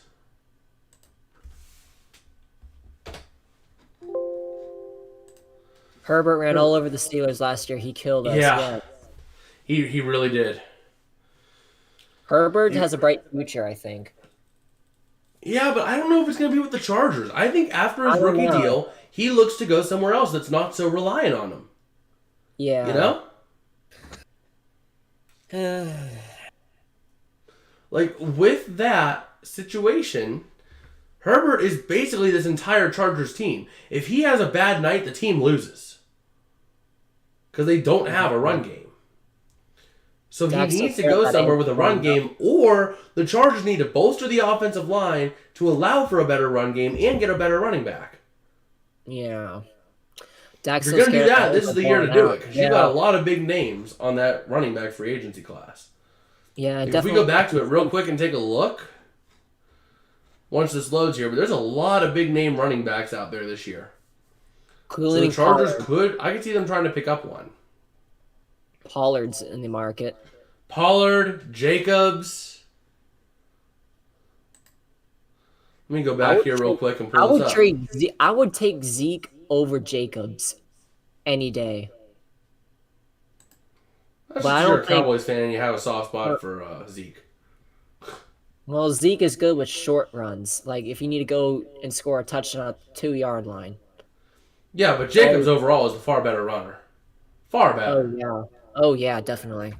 And Neil's saying, imagine Herbert and San Fran or Miami. Oh, my God, that would be domination. Him and San Fran? If Brock Purdy is able to put 4 touchdowns on the board, oh, my. We could have seen a 90-burger in that game. We could have seen a college football score in that game today. Oh, gosh. Jacobs Eckler would be great, but there's one place I want to see Jacobs go. And one place only. Steelers. The Rams. Like, just imagine that. Build up that offensive line. Akers and Jacobs in the same building.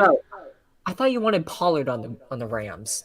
No, I mean, I would take Pollard if Jacobs doesn't go. I would take Pollard. I would take Benny Snell. I would take Trayvon Williams, Latavius Murray, Saquon Barkley, Devin Singletary. I would take any of those, but my number one is Jacobs. I've always been high on him. He's just here we go. Chargers looking here at the 41 of the Jags for a 1st and 10. And let's see what they can do here. Can they convert? Herbert going to look to throw on this one. Pressure starting to come. He's going to throw to the near side and overthrows his target, Keenan Allen. Incomplete. But there is a flag. Don't tell me it's pass interference. That can't be pass interference. There's no way. That was an uncatchable ball. You can't say that was pass interference. If it's pass interference, I'm going to bed. Offensive penalty. Ineligible man downfield, was it? Yep. on Johnson. So that was a rough penalty for them. Let's see. Does he go down? Yep, he does go down. You can't be that far up, buddy. You can't be that far up. You're supposed to stay in the line.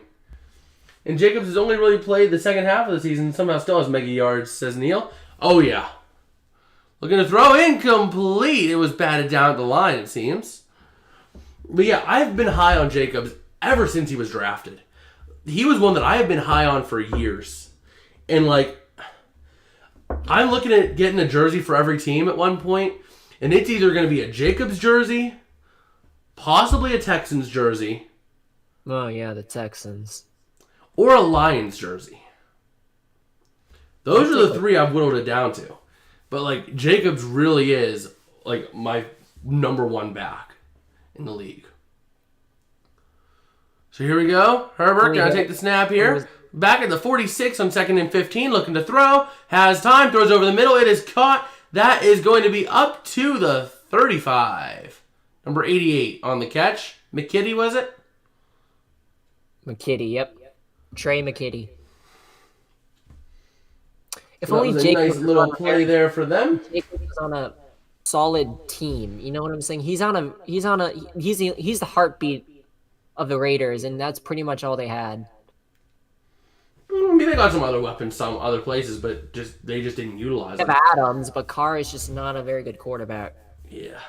So here we go. Herbert in shotgun. Ball's at the 35. 3rd and 4. Looking to throw. Pressure coming. They're going to throw the kitchen sink, but it is a complete pass up to the 29 by Keenan Allen. Nielsen getting an old school Andre Johnson Texans jersey?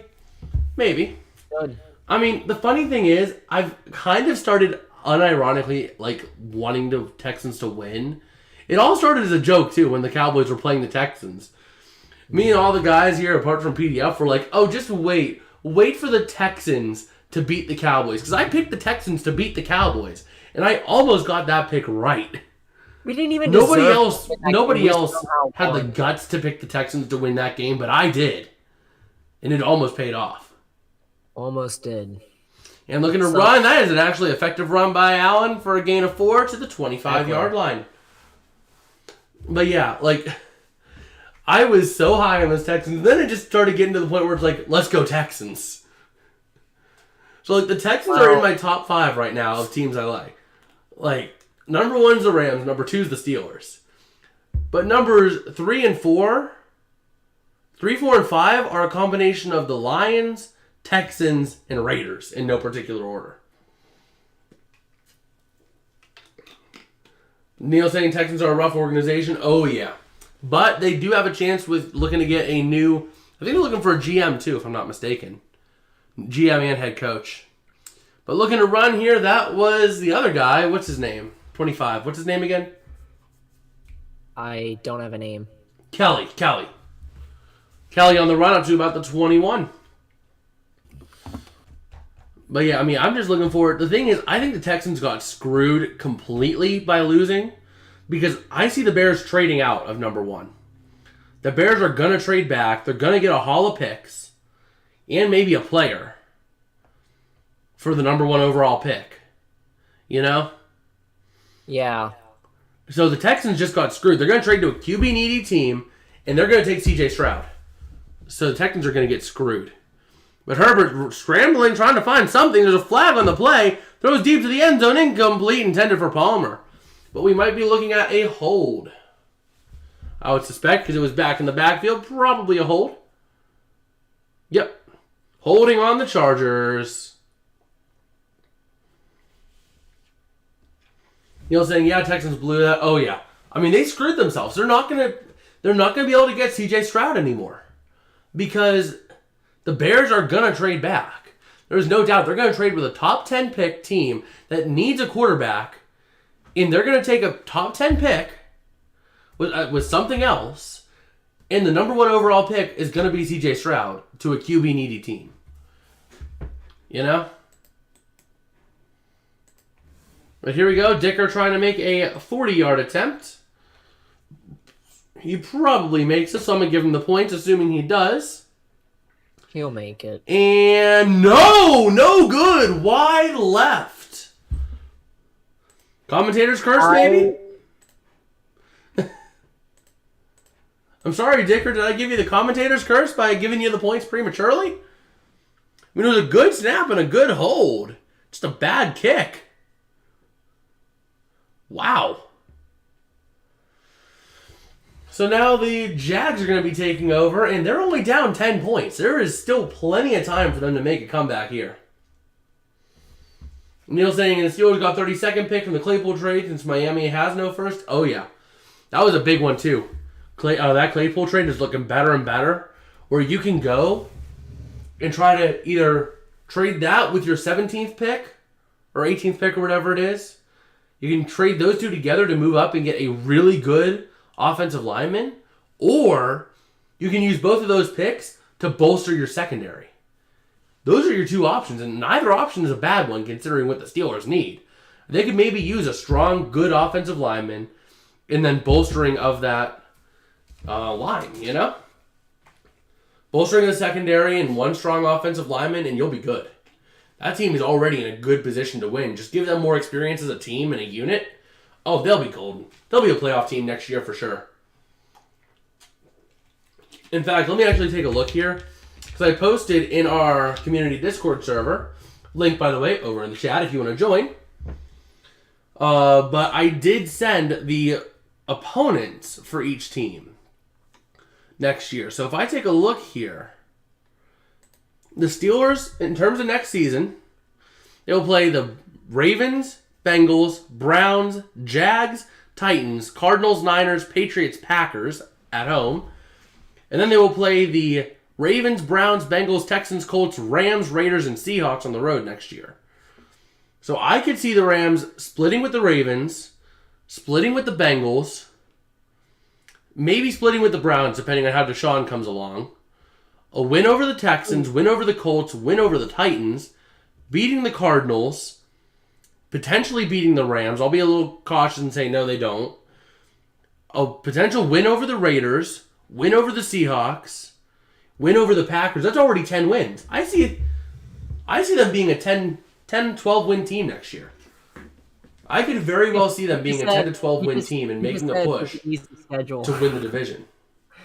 He said that's an easy schedule, kind of like the Eagles and the Yeah. Cowboys. I mean, I think looking at it, they probably have one of the easier schedules. I mean, the Eagles' schedule looks pretty easy as well. But, I mean, overall, just looking at it, it looks like the Steelers have a good shot next year. And Trevor Lawrence sees his face on the ground. So, looking at it, a second down here. Seeing what they can do. Only down 10, 8.5 minutes to go. Still plenty of time. No need to rush. Neil saying paper's always easy. Oh yeah, the paper is always easy. I mean, look at the Commanders. Look at the Giants. They both had easy schedules this year, and they're only 8 and 9 win teams. You know. I don't want to see Trevor Lawrence's. Oh my god. Why? What? Like, they keep showing him his midsection. Well, here we go. Lawrence looking to throw over the middle. It's almost intercepted again. But there is a flag. Late flag coming in. Maybe an unsportsmanlike? Maybe? I don't think so. Because he's stood there. He's like, nope. I don't know. We'll have to see. But it was definitely in the secondary. His finger's bleeding. Ooh! Yeah, they showed that. Ugh. Pass interference on the Chargers. He got a cleat on his finger. I see Jonathan Taylor there. He completely wraps around Jones Jr. But we might be seeing a... Ooh, that is not what you want to see out of your quarterback. Okay, stop showing that. Oh my god. Stop showing that shit. Oh my god. Yeah, he got stepped on. Lawrence trying to get himself all bandaged up, put together. They did get a quick little bandage on there. And he's looking to hand off. That's ETN to the 30 up to the 34, 33. So they're starting to put together a drive. They're starting to move the ball down the field. And this game is looking like a better and better game as we go on. So now Lawrence trying to get the team together. Quick hurry-up offense. As much as they can hurry it up. All right, Because guys, they're come not on. doing a good job of hurrying it up right now. No time to waste, Lawrence. Come on. But here we go. Looking to throw over the near side. It's going to be caught. Right? Did he catch it? Did they say it was a catch? They said it was a catch at the 41-yard line. Caught it. They caught it. Neil saying at least he's a righty. Yeah, oh yeah, that's good. Left hand, I mean, you need your left hand, but the left hand isn't as necessary as the right. They're going to try to get another quick play off. Nope, they're not. We do have a challenge on the play. He caught it. Actually, I completely forgot to import one of my images. Let me go ahead and import one of those real quick, because we had a graphic for this that I've been meaning to use, and I have not put that image in yet. Don't worry about it. I'm putting it in now. There we go. It's under review. And they're going to take another look over at Lawrence's thumb, try to re-bandage it up during this review, try to make things work. I don't know if you have enough to overturn it, though. That's the problem. No, he caught it. He has hands on it, and he covers. It's smart because he covers his body with the football. He covers the football with his body. Therefore, there's not enough to overturn it. That's the thing. I don't think you have enough to overturn it, so it's gonna stay. It should stay a catch. Yes, You know what I'm saying? I think he got it. I'm not sure if he actually caught it, but you don't have irrefutable evidence. I don't think. Yeah, it's gonna stand. Like I can't tell you if he caught it. I don't think he caught it, if I'm being honest. But I think he used his body to kind of hide the fact that he didn't catch it. Because I don't think he made that catch realistically. But I don't have proof to say he didn't. Like, clear and irrefutable, you know? It was called a catch on the field. It should stay a catch, realistically. Because he covered his body. He covered everything with his body. So you don't really have a clear angle showing that he That was actually didn't smart on catch his it. part for covering the ball with his body. Yeah. So I think you have to go with the call on the field on this, because there's not going to be enough to overturn. So, looking at it, you have to give the call on the field, which was a catch. So it should still be a catch for the Jags. If it's not, that's kind of rough. There you go. But if you guys are new around here, I guess we'll take this as a moment here. If you guys are new around here and you're enjoying what we're doing, don't forget to smash like and also smash subscribe. We are only 6 clicks of that subscribe button away from reaching 250 subscribers, which is insane for me to think about. Never really thought I would get this far, but hey, it's happening. All we can do is keep it going, right? And also, if you do click it and change your mind, it's always free. You don't have to pay us a dime. But yeah, looking at this play, you have to go with the call on the field, because he covered his body. He covered the football completely with his body. I'm waiting for them to come back to show another angle. Oh no! There's an angle that says he might not have caught it. No, it did stand. Okay, Did stand, you don't have clear and irrefutable. So it does stand a catch. The Chargers are charged a timeout, which could be vital down the stretch. If they find themselves down by 4, it could be vital. You know? Or even if they have a tie game and they have a chance to move it downfield with like 45 seconds left, you're not going to have as many timeouts. So. Oh, nice move, Kirk. Well, let's see what happens here. Lawrence in shotgun, 3 receivers to the far side looking to throw. Lawrence throwing it over the middle is caught by Kirk, able to keep on his feet down to the 47 for a first down. Nice little first down in Charger territory for the Jags. And here we go. All right. As Come I on, Jack. might be losing the game. Nope, there we go. So Lawrence throwing a pass. Let's see what happened. What happened on that pass? I completely missed it. So 2nd and 10 must have been incomplete. Trevor Lawrence to throw. That is incomplete. Yep. Yep. So here we go. Looking at 2nd and 10. Lawrence in shotgun. I don't know why my quality's going down big time right now, but Your quality is is fine on my end. Lawrence looking to throw over to the far side. I'm watching like pixels move.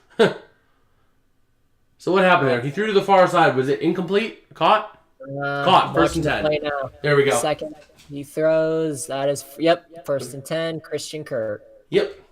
Now I'm able to see it. It was, for whatever reason, it decided to pixelate on me for like a couple minutes. So I didn't really have much. But Neil's saying Lawrence looks pumped. Oh, yes, he does. He's looking like he's in the driver's seat right now. And a nice pass to Ingram to the 20, to the 15, down to the 10. 1st and goal for the Jaguars. They are moving the ball effectively. Let's go, Jaguars. Let's get it. He's really favoring his hurt hand, not following there. Or not following through. Oh, yeah. I mean, I don't blame him. If you're caught that bad, potentially dealing with a broken thumb, I mean, you're not going to want to follow through as often. So let's see here. This has been the tale of two halves here. First half was all Chargers. Second half has been all Jags. So here we go. Ball at the 9. 1st and goal. Lawrence in shotgun. Tight formation with a man in motion looking to throw. And he is seeing a lot of time. Throws and it is overthrown for Ingram. Looking for the flag for pass interference. Not going to get it. So it looks like we're going to be looking at a 2nd and goal. Bro, don't abuse the ref. Come on. No flags. Come on. Well, I mean, I kind of see it, though. Gilman really did impede Ingram's progress. You know, I can kind of see that. Yeah, that's... Like, Gilman completely stopped Ingram for a hot second from moving. So I kind of see it. But Lawrence now looking to throw, has time, throws to the near side, caught, touchdown, Christian Kirk. And just like that, the Jaguars making this a one-score game. 26-30, pending a PAT, and Herbert now going to have to do some work. 5.5 minutes. It ain't a gimme for them at this point. So Herbert's going to have to do some work here. Kirk running an amazing corner route there. Nice little 7-10 yards and then cut out right to the corner. Beautiful play there. Lawrence able to do what he does best and fit it in that window, and boom, goes the dynamite. How good is the Chargers defense? The Chargers defense, I think, was ranked 20th, but the Jags was ranked 24th at the start of this game. There is a flag. What was the flag?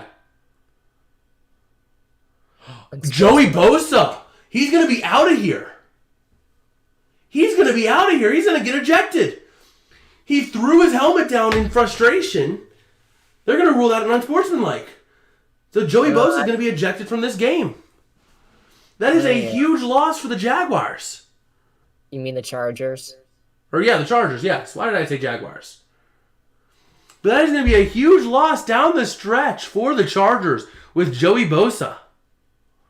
Wow. I know it's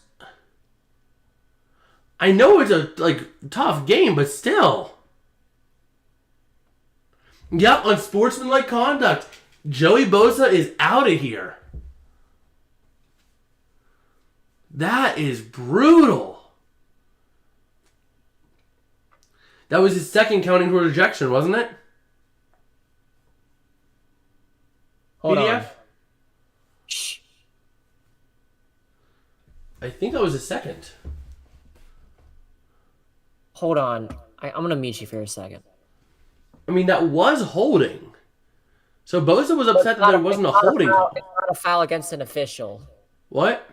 It's not a foul against an official. So it's not his second towards disqualification? No. Second disqualification is when you do it against an official. Okay. Yeah. So, not disqualification, but still a crucial penalty. The Jags now going for 2, only needing a yard. But I kind of get Bosa's frustration. I mean, he was clearly held at the shoulder, and nobody called it. So I kind of get that frustration. But you still can't take it out on the helmet, you know? Yeah, you gotta control your emotions. Well, here we go. 2-point attempt here. Lawrence going to take the snap under center. He's going to push through, and he gets it. He gets the 2-pointer. Just like that, it is 28-30. Oh, what a a 2-point game, and the Chargers are getting the ball back. All right, a field goal can win the game if they can get a stop. Let's go. Let's do The this. Chargers needing to get something going. Otherwise, the Jags control the game. Who would have thought we'd be saying this in the middle of the second quarter when they were down 27-0? But we are saying it. The Jags are in the driver's seat right now. Well, did we pick who? I picked the Chargers to win. I picked the Jags. Me and David picked the Jags. We were alone on that together. But the Jags are in the driver's seat now. Talk about a comeback moment for Lawrence. Hey, what? Wow. And the Jags still have all 3 timeouts, too. So they really are in the driver's seat here. You know? If the Chargers start getting a drive together, they can call timeouts. They still have 3 of them. So you're not as pressed for time. All they got to do is get a stop, force a field goal at worst, and you'll be fine. You know? Yeah. Even if you give up a field goal with 2 minutes to go, you're still going to have 3 timeouts to get downfield and get a touchdown. Lawrence has done it before. He did it against the Ravens. Oh, I know, Neil. If he wins this game throwing 4 picks, it would be unheard of. Let's hear. Second player with 4 touchdown passes and 4 interceptions in a postseason game. The first one was Ben Roethlisberger versus the Browns. So do we have a new Big Ben here? Big T? But the thing is, Roethlisberger lost the game. Can Trevor Lawrence win a game with those same statistics? Yeah. Well, here we go. Ball's at the 25. Herbert under center. Tight formation with one receiver lone to the near side. Herbert looking to throw, knowing he has to. Pressure coming. They're bringing the kitchen sink. And he goes down to the 18. Just like that, the Jaguars are in the driver's seat. Second down and 18 or 17. Let's go. Let's go, Jags. Finish strong. Finish strong. I've been pulling for this team. This team has been one of my underdog teams to root for this year. And they are doing it. There we go. So now 2nd and 17. Balls at the 18. The Jags have been throwing a big blitz. Everything in the kitchen sink. And here we go. Edge blitz once again. Going to Eckler. And it's going to be a run up, or a caught pass up to the 22. Give or take. But still, not that strong of a push. So the Jags are really in the driver's seat. 3rd down and 13. Can the Chargers convert, or will the Jags defense withstand, giving them just over 3.5 minutes To go down. or giving them 3 minutes to go downfield and get a field goal? Let's go. Here comes the Chargers offense. Ball's at the 21.5. 3rd and 13.5 to go. Herbert going to take the snap, looking to throw. Has some time, but pressure mountain. He's going to throw, and almost drops, but Kelly gets up to the 30. 4th down, though. The Jags forcing a punt. Let's go. So 4th and 5, the Jags are getting the ball back. I can't believe this. Down 27 points, throwing 4 interceptions. Trevor Lawrence could win this game. I never thought I'd see the day. I just can't believe it. Trevor Lawrence has a chance to win this game throwing 4 interceptions, being down 27. And there's a legitimate chance the way this offense has been moving. And it is a short punt, too. It's going to be downed somewhere around the 20. It bounced, though, at the 35. So that had the chance to be a really short punt. But wow. He may take it, fake it. Could be like the Mahomes run. I mean, like I've been saying, like I said early, the Jags, if the stars line up, they could make a run to the Super Bowl this year. They have the firepower to go toe-to-toe with the Bengals. And at that point, if they beat the Bengals, assuming they play the Bengals next week, they go toe-to-toe against the Chiefs. And if the Chiefs have a bad game, the Jags go to the Super Bowl. Think about that. Well, I don't think Mahomes is going to have a bad game in the playoffs. It's possible. Any given team, you know. In a pass by Lawrence, almost intercepted at the line. That would have been costly. Ooh. But the Jags looking at 2nd and 10, 3:06 remaining in regulation. Although I don't think we're going to see overtime with this. I don't think Just a hunch. The numbers don't add up.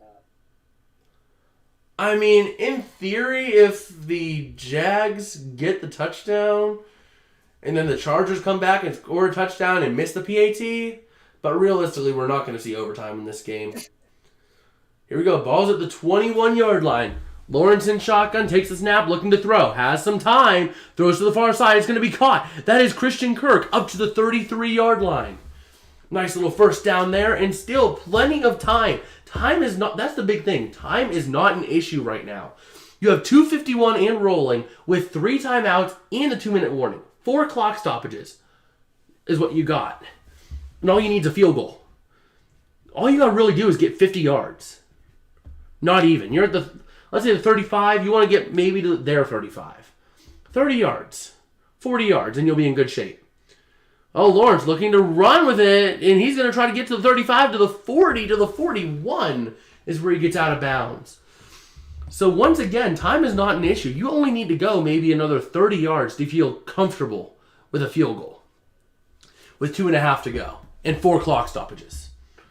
So realistically, nothing's off the table. Time is not an issue. You can do anything in your playbook and you'll still be fine. So this is critical here. Trevor Lawrence has a chance to pull this off with 4 interceptions and being down 27. Looking now at a 2nd and 2.5. Lawrence takes the snap and shotgun, looking to throw. Has time. Throws over the middle to the near side. It's going to be caught. Hauled in. Christian Kirk at midfield. Clock still rolling, but once again, clock's not an issue. This will probably take us to the 2-minute warning. Let's see. Do they try to get a playoff? 2:08, 7, 6, 5. Time's becoming an issue to get a playoff. 3, 2, 1. He gets the snap off. Looking to throw to the near side. Caught. That is Christian Kirk, is it not? No, that is Zay Jones to the 45 of the Chargers. Looking now at a 2nd down and 5 on the other side of the 2-minute warning here. This is insane. This is an insane comeback. Trevor Lawrence could be the first quarterback to win a postseason game throwing 4 interceptions and 4 touchdowns. He's the second quarterback to ever do that in a wild card or in a playoff game. The only other quarterback being Big Ben versus the Browns, which he lost. So this is a huge moment here for Trevor Lawrence. Can he do the unthinkable? Let's see if he can. This has been insane to watch. I will be right back. I have a quick minute. I will be right back.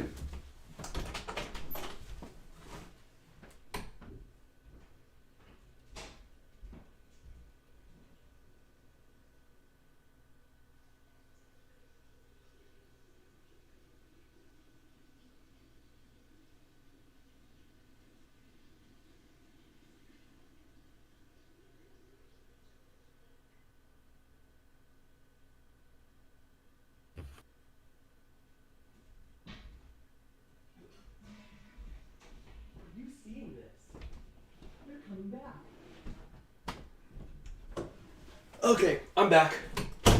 So how are we looking? Have we come out to the 2-minute warning? Not yet. Just in time. All right, we are now. Yep, they are almost in field goal range. And they have 1:56 and 3 timeouts. Ball's at the 45 of the Chargers. That is Lawrence in shotgun. Wide set here. Going to take the snap and look to hand off to ETN up the middle. And he's going to get his way to the first down. Maybe. He's close. Nope, they're going to rule him about half a yard short. So it's going to be 3rd down and half a yard. But you are really in the driver's seat right now if you're the Jaguars. So here we go. Lawrence in shotgun, taking the snap, looking to throw. He has the easy screen, not going to take it. He's going to throw over the middle, incomplete to Kirk. Well, at this point, you got to go for it. 1:28 remaining. You got to go for it. Just go for a QB sneak up the middle and shove it through. You're going to get that, like, quarter yard. You're going to get that flip by pushing it. No stupidity. No stupidity, please. Just push it. Just push it. Push it real good. Bam, bam, bam, bam, bam, bam, bam, bam. So here we go. 4th and 1. Lawrence under center. Obvious QB sneak here. Everybody knows it. And he is going to take it. No. What is happening there? They are going to take a timeout? Chargers? No, Jacksonville taking a timeout. That is interesting. I did not expect them to take a timeout. Interesting. That is a really interesting timeout. I mean, you just had the play. Maybe there was something he didn't like? Maybe? I don't know. Can't really tell. I mean, they did take the timeout. So now looking now at a 4th and 1 still for the Jaguars. You got to make it here. You have got to make this. This is the game potentially right here. Well, this is the game right here. And here we go. Lawrence under center. Going to hand off. That is ETN running out to the near side. To the 40, to the 35, to the 30, to the 25, to the 20. Still on his feet. He's down to the 15. Huge first down for the Jaguars. And they are definitely in field goal range. You are in chip shot range. 1:10 remaining. And you can still get a touchdown here and win this game. Now, do you go for the touchdown or go for the field goal? You go for the touchdown, my dude. What I would do is, if I were Doug Peterson, I'd be running the ball, trying to get yardage, and trying to burn as much clock as possible. Take a timeout with like 3 seconds left, and kick the game-winning field goal. That's it.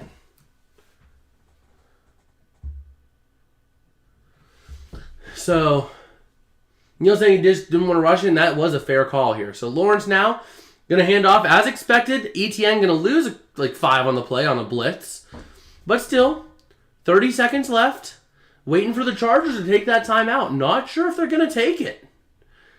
Not sure. I'm confused. Why is Staley not taking a timeout?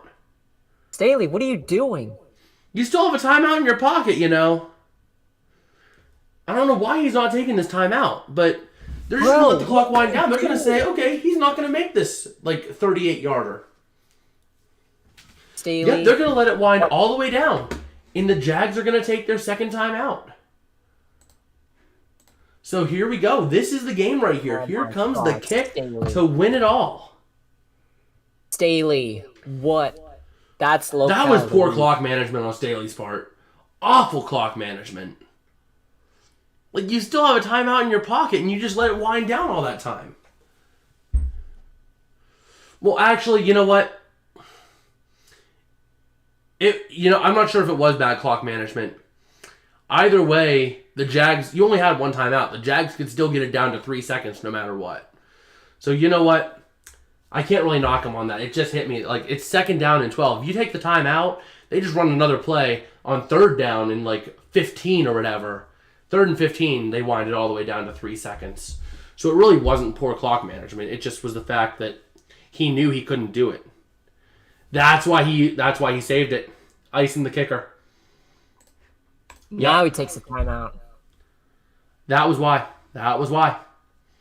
He realized he couldn't stall by taking the timeouts. He realized he couldn't force anything to happen, you know? Now that I see that's... Yeah, now that... In the moment, I wasn't seeing it, but no, that's exactly it. He realized that he couldn't force them to have to punt or take an early field goal. He realized he wasn't going to have any time left no matter what happened, so he wanted to make the kicker think about it a little bit more. So here we go. This is the game right here. Can the kicker do it? The kick is up, and it is close. Is it good? It is good. The Jags win it, 31-30. Wait a minute. There's a flag. There's a flag. Hold up. If it's offensive, that's bad.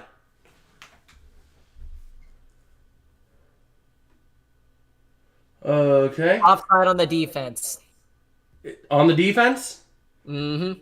So that doesn't matter. It's game. The Jags win it, All and they are right. advancing. Yes. Let's go. Oh, what The a game. Jacksonville Jaguars pulling out the victory. Who would have thought? This game is my officially God. final. Man, that is huge. Wow. I cannot believe what we just I don't saw. care if I pick the Chargers. This was That was great. an amazing finish to a game, if I've ever seen one. The Jaguars coming back, being down 27. You have Trevor Lawrence throwing 4 interceptions and still pulling out the victory on the arm of Lawrence. And the leg of Wow. the kicker, Patterson.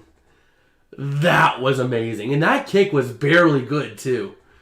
What a way to do it on a barely good kick. Neil saying, thanks for the stream, guys. Well, thank you for hanging around and chatting with us. It was awesome to have you in here. Hopefully you come right. back. Maybe we do more streams. Hit that Neil saying the subscribe button Chargers if you blew it. want to They see really more. did. I mean, the Chargers had that game whenever they were up 27-0. But instead, the Chargers fall 31-30. Really, you know, Good. I know who blew it. It was Joey Bosa. Joey Bosa blew it. Those penalties, if he didn't have that unsportsmanlike penalty on the after the Would've been a touchdown, which complete- led to the 2-point conversion being 1 yard, they wouldn't have gone for 2. They would have went for 1.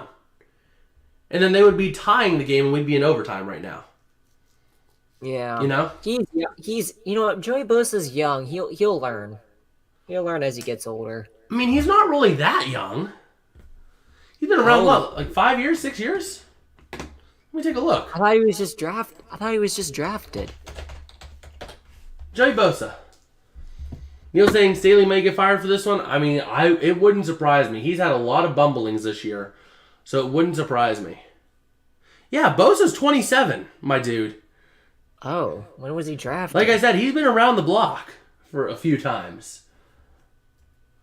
So he got drafted in 2016. He was drafted 7 years ago. I'm So- behind on the program. Yeah, 3rd rounder. So, I mean, he's been around the block. He should know better than to get all frustrated like that at a critical moment like that. Your opponent's coming back. You don't need to do anything stupid to make it any easier for them to come back. You know? Yeah. But he did. He did do something stupid at the wrong time, which ultimately cost them the game. Now, they're not going to get rid of Joey Bosa over this, but you got to consider Joey Bosa really blew them the game. I mean, he didn't control his temper at the wrong time. That gave the Jags the 2-point conversion. I mean, it was a gimme 1 yard. You're going to get 1 yard. So Joey Bosa really, by not controlling his temper, cost them the game. If he didn't lose his temper, Jags go for 1 point, make the 1-pointer, make it 30-27. Jags drive down, get a field goal. Maybe they try to go for a touchdown and get it. Or maybe the Chargers defense comes up and stops them, and the Chargers have to kick a field goal to send it to overtime. And not have to worry about, a field goal wins it for the Jags. So Joey Bosa cost the game. Let me actually write that down.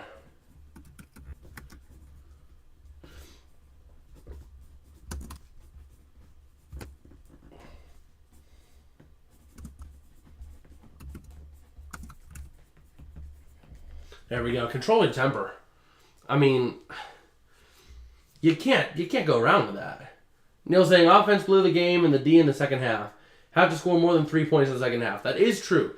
The offense did kind of let down the defense, but at the same time, you knew at that point in the game your offense wasn't getting the job done. So Joey Bosa should have known the moment was huge. You know? So I say most of the blame for this goes on Joey Bosa. Some of it goes on the offense for only putting up 3 in the second half. But still, Joey Bosa should have known a lot better than to throw his helmet on the ground in a fit of rage. You know? Instead, he didn't control it, and we saw the results. I mean, he blew the game and sent the Chargers in the divisional round. So, I just can't believe that we saw that happen, but I'm not sure. I mean, Bosa just completely ruined that. So, Yeah, it's... let's hear Neil saying, plus they missed a field goal that would have won it for them. Yep. They did miss a critical field goal, so the kicker deserves some blame. Staley deserves some blame. The offense deserves some blame, but I say a lot of the pie goes to Joey Bosa, though. Like, I have no words to say how stupid that was. I get it. Football is a very emotional game. You're going to get emotional. But you have to be able to control that temper in fits of rage like that. Well, we'll see you later, Neil. Have a great night. But right, I just still cannot get over the fact that Joey Bosa completely screwed over that team. So, that's that little rant out of the way. The Jaguars looking like a good team going into this next round. I highly suspect they'll go toe-to-toe with the Bengals because, yeah. Oh, wait a minute. No, wait. All right. They would go toe-to-toe with the Eagles, wouldn't they? No, Eagles is NFC. Or not the Eagles, the Chiefs. Because... shoot, well, the Jags go toe-to-toe with the Chiefs because we think the Ravens lose and the Bills win. So they're going to have to go up against the Chiefs more than likely. Because probably the Bills and Bengals both win. So you're talking about the Jags having to go into Arrowhead. That's not a gimme game. You know? Yeah. If the Ravens win or the Dolphins win, then the Jags will make a run to the championship. I have no doubt in my mind that the Jags would beat the Bengals. You know? I don't have a doubt in my mind that would happen. They would go toe-to-toe. It would be a great game to watch. Lawrence versus Burrow? I'd pay to see that. But at the same time... Anyways, this is where I go to Sheets, get a quick dinner, and call it a night. So I'm going to head out for the evening. All right. Well, we'll see you later, PDF. Have a great night. All right. GG, Jags. But I think at this point, I don't really know if we have that much else. If you guys want to talk about anything, let me know over in the chat. Otherwise, forever hold your peace. And I guess if we don't see anything in the next couple minutes, we're probably going to be calling it a night here ourselves. It was a great game to watch, and, we couldn't have asked for a better game to watch, but at the same time, this was just an awful game for the Chargers. They had the game easily in their grasp, and they blew it. You don't go up 27-0 and just completely choke. But I guess at this point, don't really have much else to say. We will try to be live for hopefully the full 1 o'clock game and maybe some of the later night game tomorrow, which is the... Let's see here. So we should be live for the Dolphins-Bills tomorrow, and then hopefully for at least part, if not the whole, of Bengals versus Ravens. So if you guys do want to watch those, don't forget to smash subscribe and ring the bell so you are notified when we go live. And I guess with that, we will see you guys later.